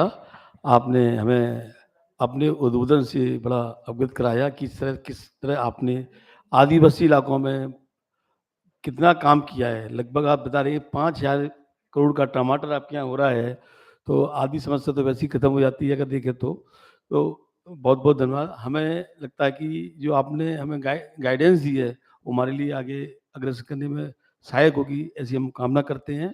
और मैं अब वैरायटी सेशन है, हम लोग सब अब जाने की तैयारी में, थोड़ा इस कार्यक्रम के बाद आपका स्नैक्स रहेगा, हाई टी रहेगी, हाई टी के बाद हम सब लोग जाएंगे। तो मैं चाहूँगा कि महाराज जी के कोई एक मोमेंटो देके, एक स्मृति चिन्ह देके देंगे, और मैं रिक्वेस्ट करूँगा कि शेफाली जी से कि वो एक स्मृति चिन्ह महाराज जी को दें और उनका सम्मान करें।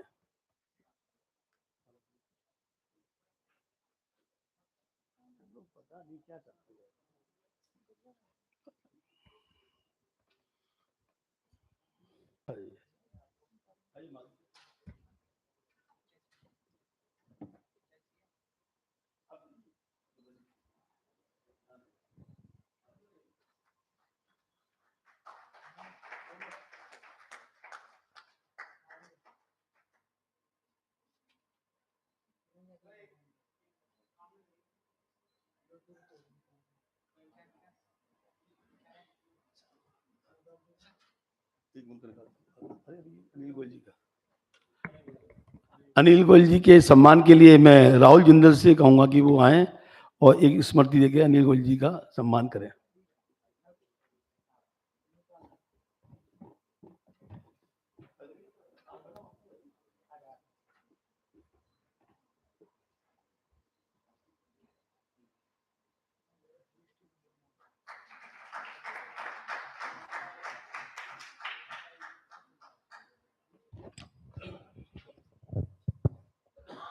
मैं 2-3-4 लोगों का मैं चाहूँगा कि सम्मान करना चाहिए कि जिन्होंने हमारी इस कार्यक्रम को करने में बहुत बड़ा योगदान दिया है। मैं doctor Richa and his team, जो भी 4 लड़कियां हैं जो इंटरव्यू में मेरी हेल्प करी थी, वो आए। महाराज जी आप एक बार रिचा जी का सम्मान करें। आइए, आप सभी लोग आइए, सभी लोग आइए, सभी तरीके आइए, आप आइए, ये बीच में आ जाओ, आइए।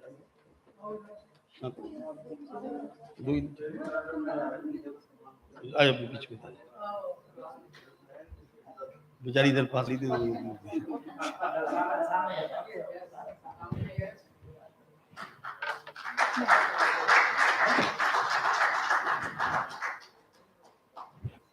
धन्यवाद डॉक्टर ऋचा जी। अब मैं शेफाली जी और पुलकित जी को चाहूँगा कि इन्होंने पूरे कार्यक्रम को संभाला है और डे नाइट इन्होंने सोशल मीडिया पे। महाराज जी आप एक बार, शेफाली जी आप आइए पहले। शेफाली जी, शेफाली जी भी जैन है, तो मुझे लगता है कि कहीं ना कहीं जात पात का असर रहता है। हम कितना ही कुछ कर लें, कितना ही कुछ कर लें। मैं उसका एक उदाहरण देना चाहूंगा।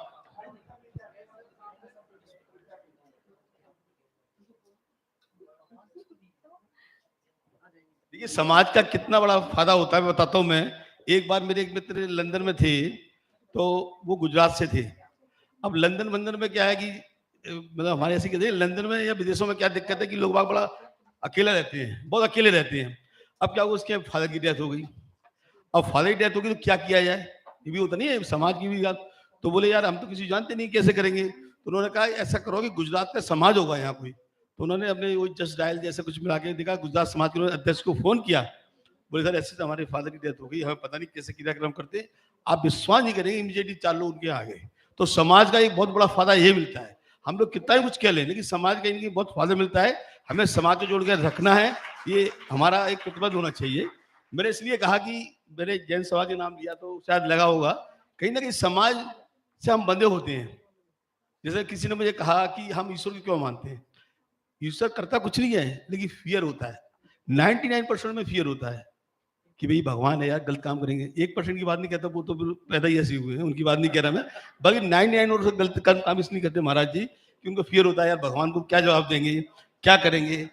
मैं मंदिर नहीं जाता है, बहुत कम जाता हूँ। कोई कहता है चलो बगल में मेरा हनुमान मंदिर ही है, मैं कभी नहीं जाता। लोग कहते हैं आ जाओ आप दर्शन कर लीजिए, मैं आपके दर्शन करके धन्य हो जाऊंगा। तो ऐसा नहीं है कि भगवान के पास नहीं जाता, लेकिन डरता बहुत हूँ मैं। जो उन्होंने कहा करुणा का भाव, करुणा का भाव मेरा हमेशा रहता है। और मैं चाहूंगा ईश्वर मुझे करुणा का भाव हमेशा दे, चाहे मैं कितना भी एलिवेट हो जाऊं। ये मेरी एक इच्छा है। ये मैं पुलकित जैन जी के लिए महाराज जी।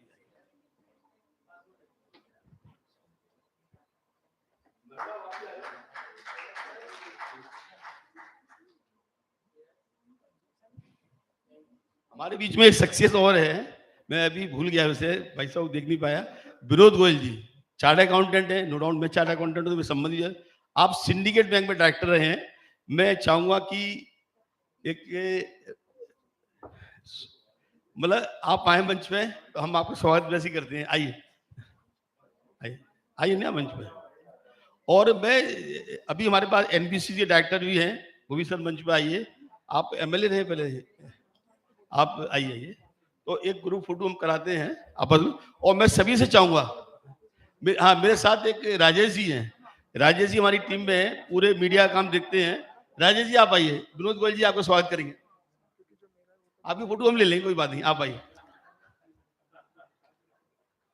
विनोद जी आप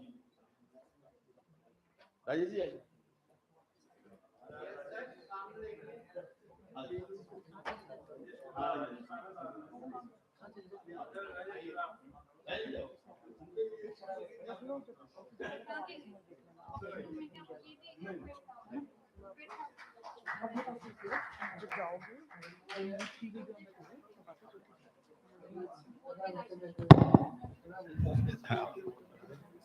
कभी कभी क्या होता है कि एक कार्यक्रम को करने में कई लोगों को हाथ होता है। कोई स्पीकर बुलाता है, कोई वीआईपी बुलाता है, कोई धन का भी पैसा भी देता है, तन मन धन से सेवा करते हैं। हमारे बीच में 2-4 शख्सियत हैं, जितेंद्र शर्मा जी हैं, जिन्होंने सिकदर जी को लेके आए थे साथ में, ठीक है नहीं। अपने हमारे बीच क्या नाम है एडवाइजर है, मनीष जी हैं, आप हैं एडवाइजर टू सीएम मणिपुर, मैं उनका भी स्वागत करता हूँ। और कई शख्सियत यहाँ मौजूद हैं, मैं आपका बहुत बहुत स्वागत करते हुए सभी से एक बार गुजारिश करूंगा कि लास्ट में कितने लोग रहे ये हमें गिनती करनी होती है। तो सब लोग इधर आ जाइए, एक ग्रुप फोटो हो जाएगा तो पता लग जाता है कि लास्ट में इतने लोग रहे। सही है, आइए सब लोग प्लीज, आ जाओ रिचा, कम। सब आइए। मैडम आप भी आइए इधर।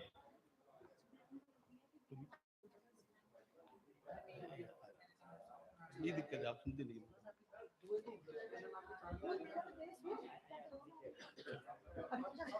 अरे राजू जी आइए, आइए मैडम साहब आइए।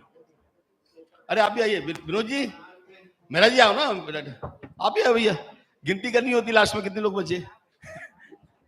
देखिए कार्यक्रम करना बहुत आसान होता है, लेकिन लास्ट में अगर 25, 30, 40 लोग रुकते हैं, ये बहुत बड़ी सफलता होती है।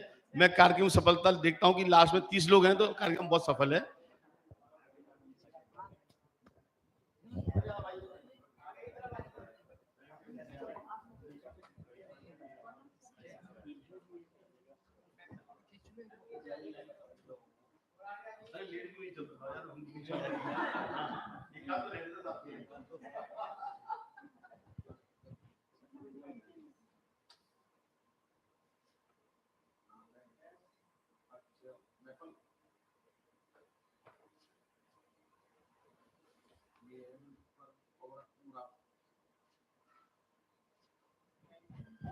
अंत में मैं जो होटल मैनेजमेंट डी मैनेजमेंट जिन्होंने सुबह हमें चाय नाश्ता सब कुछ दिया, और इसके इंचार्ज अनिल जी का मैं बहुत आभार व्यक्त करता हूं कि इन्होंने इतनी अच्छी व्यवस्था करी। अनिल जी अब हाई टी के लिए सब लोग आ रहे हैं, उसकी व्यवस्था करें। बहुत बहुत धन्यवाद, सभी का बहुत बहुत धन्यवाद।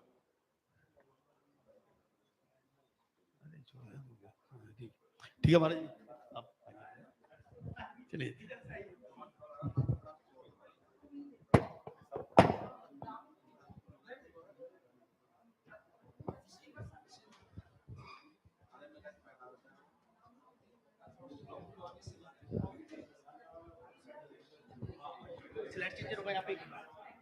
ये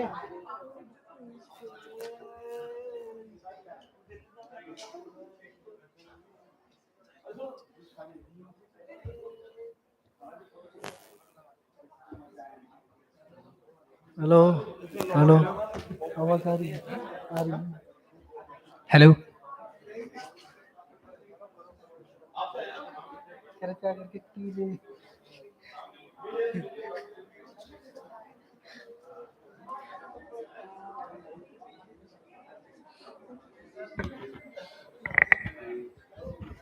देखो देखो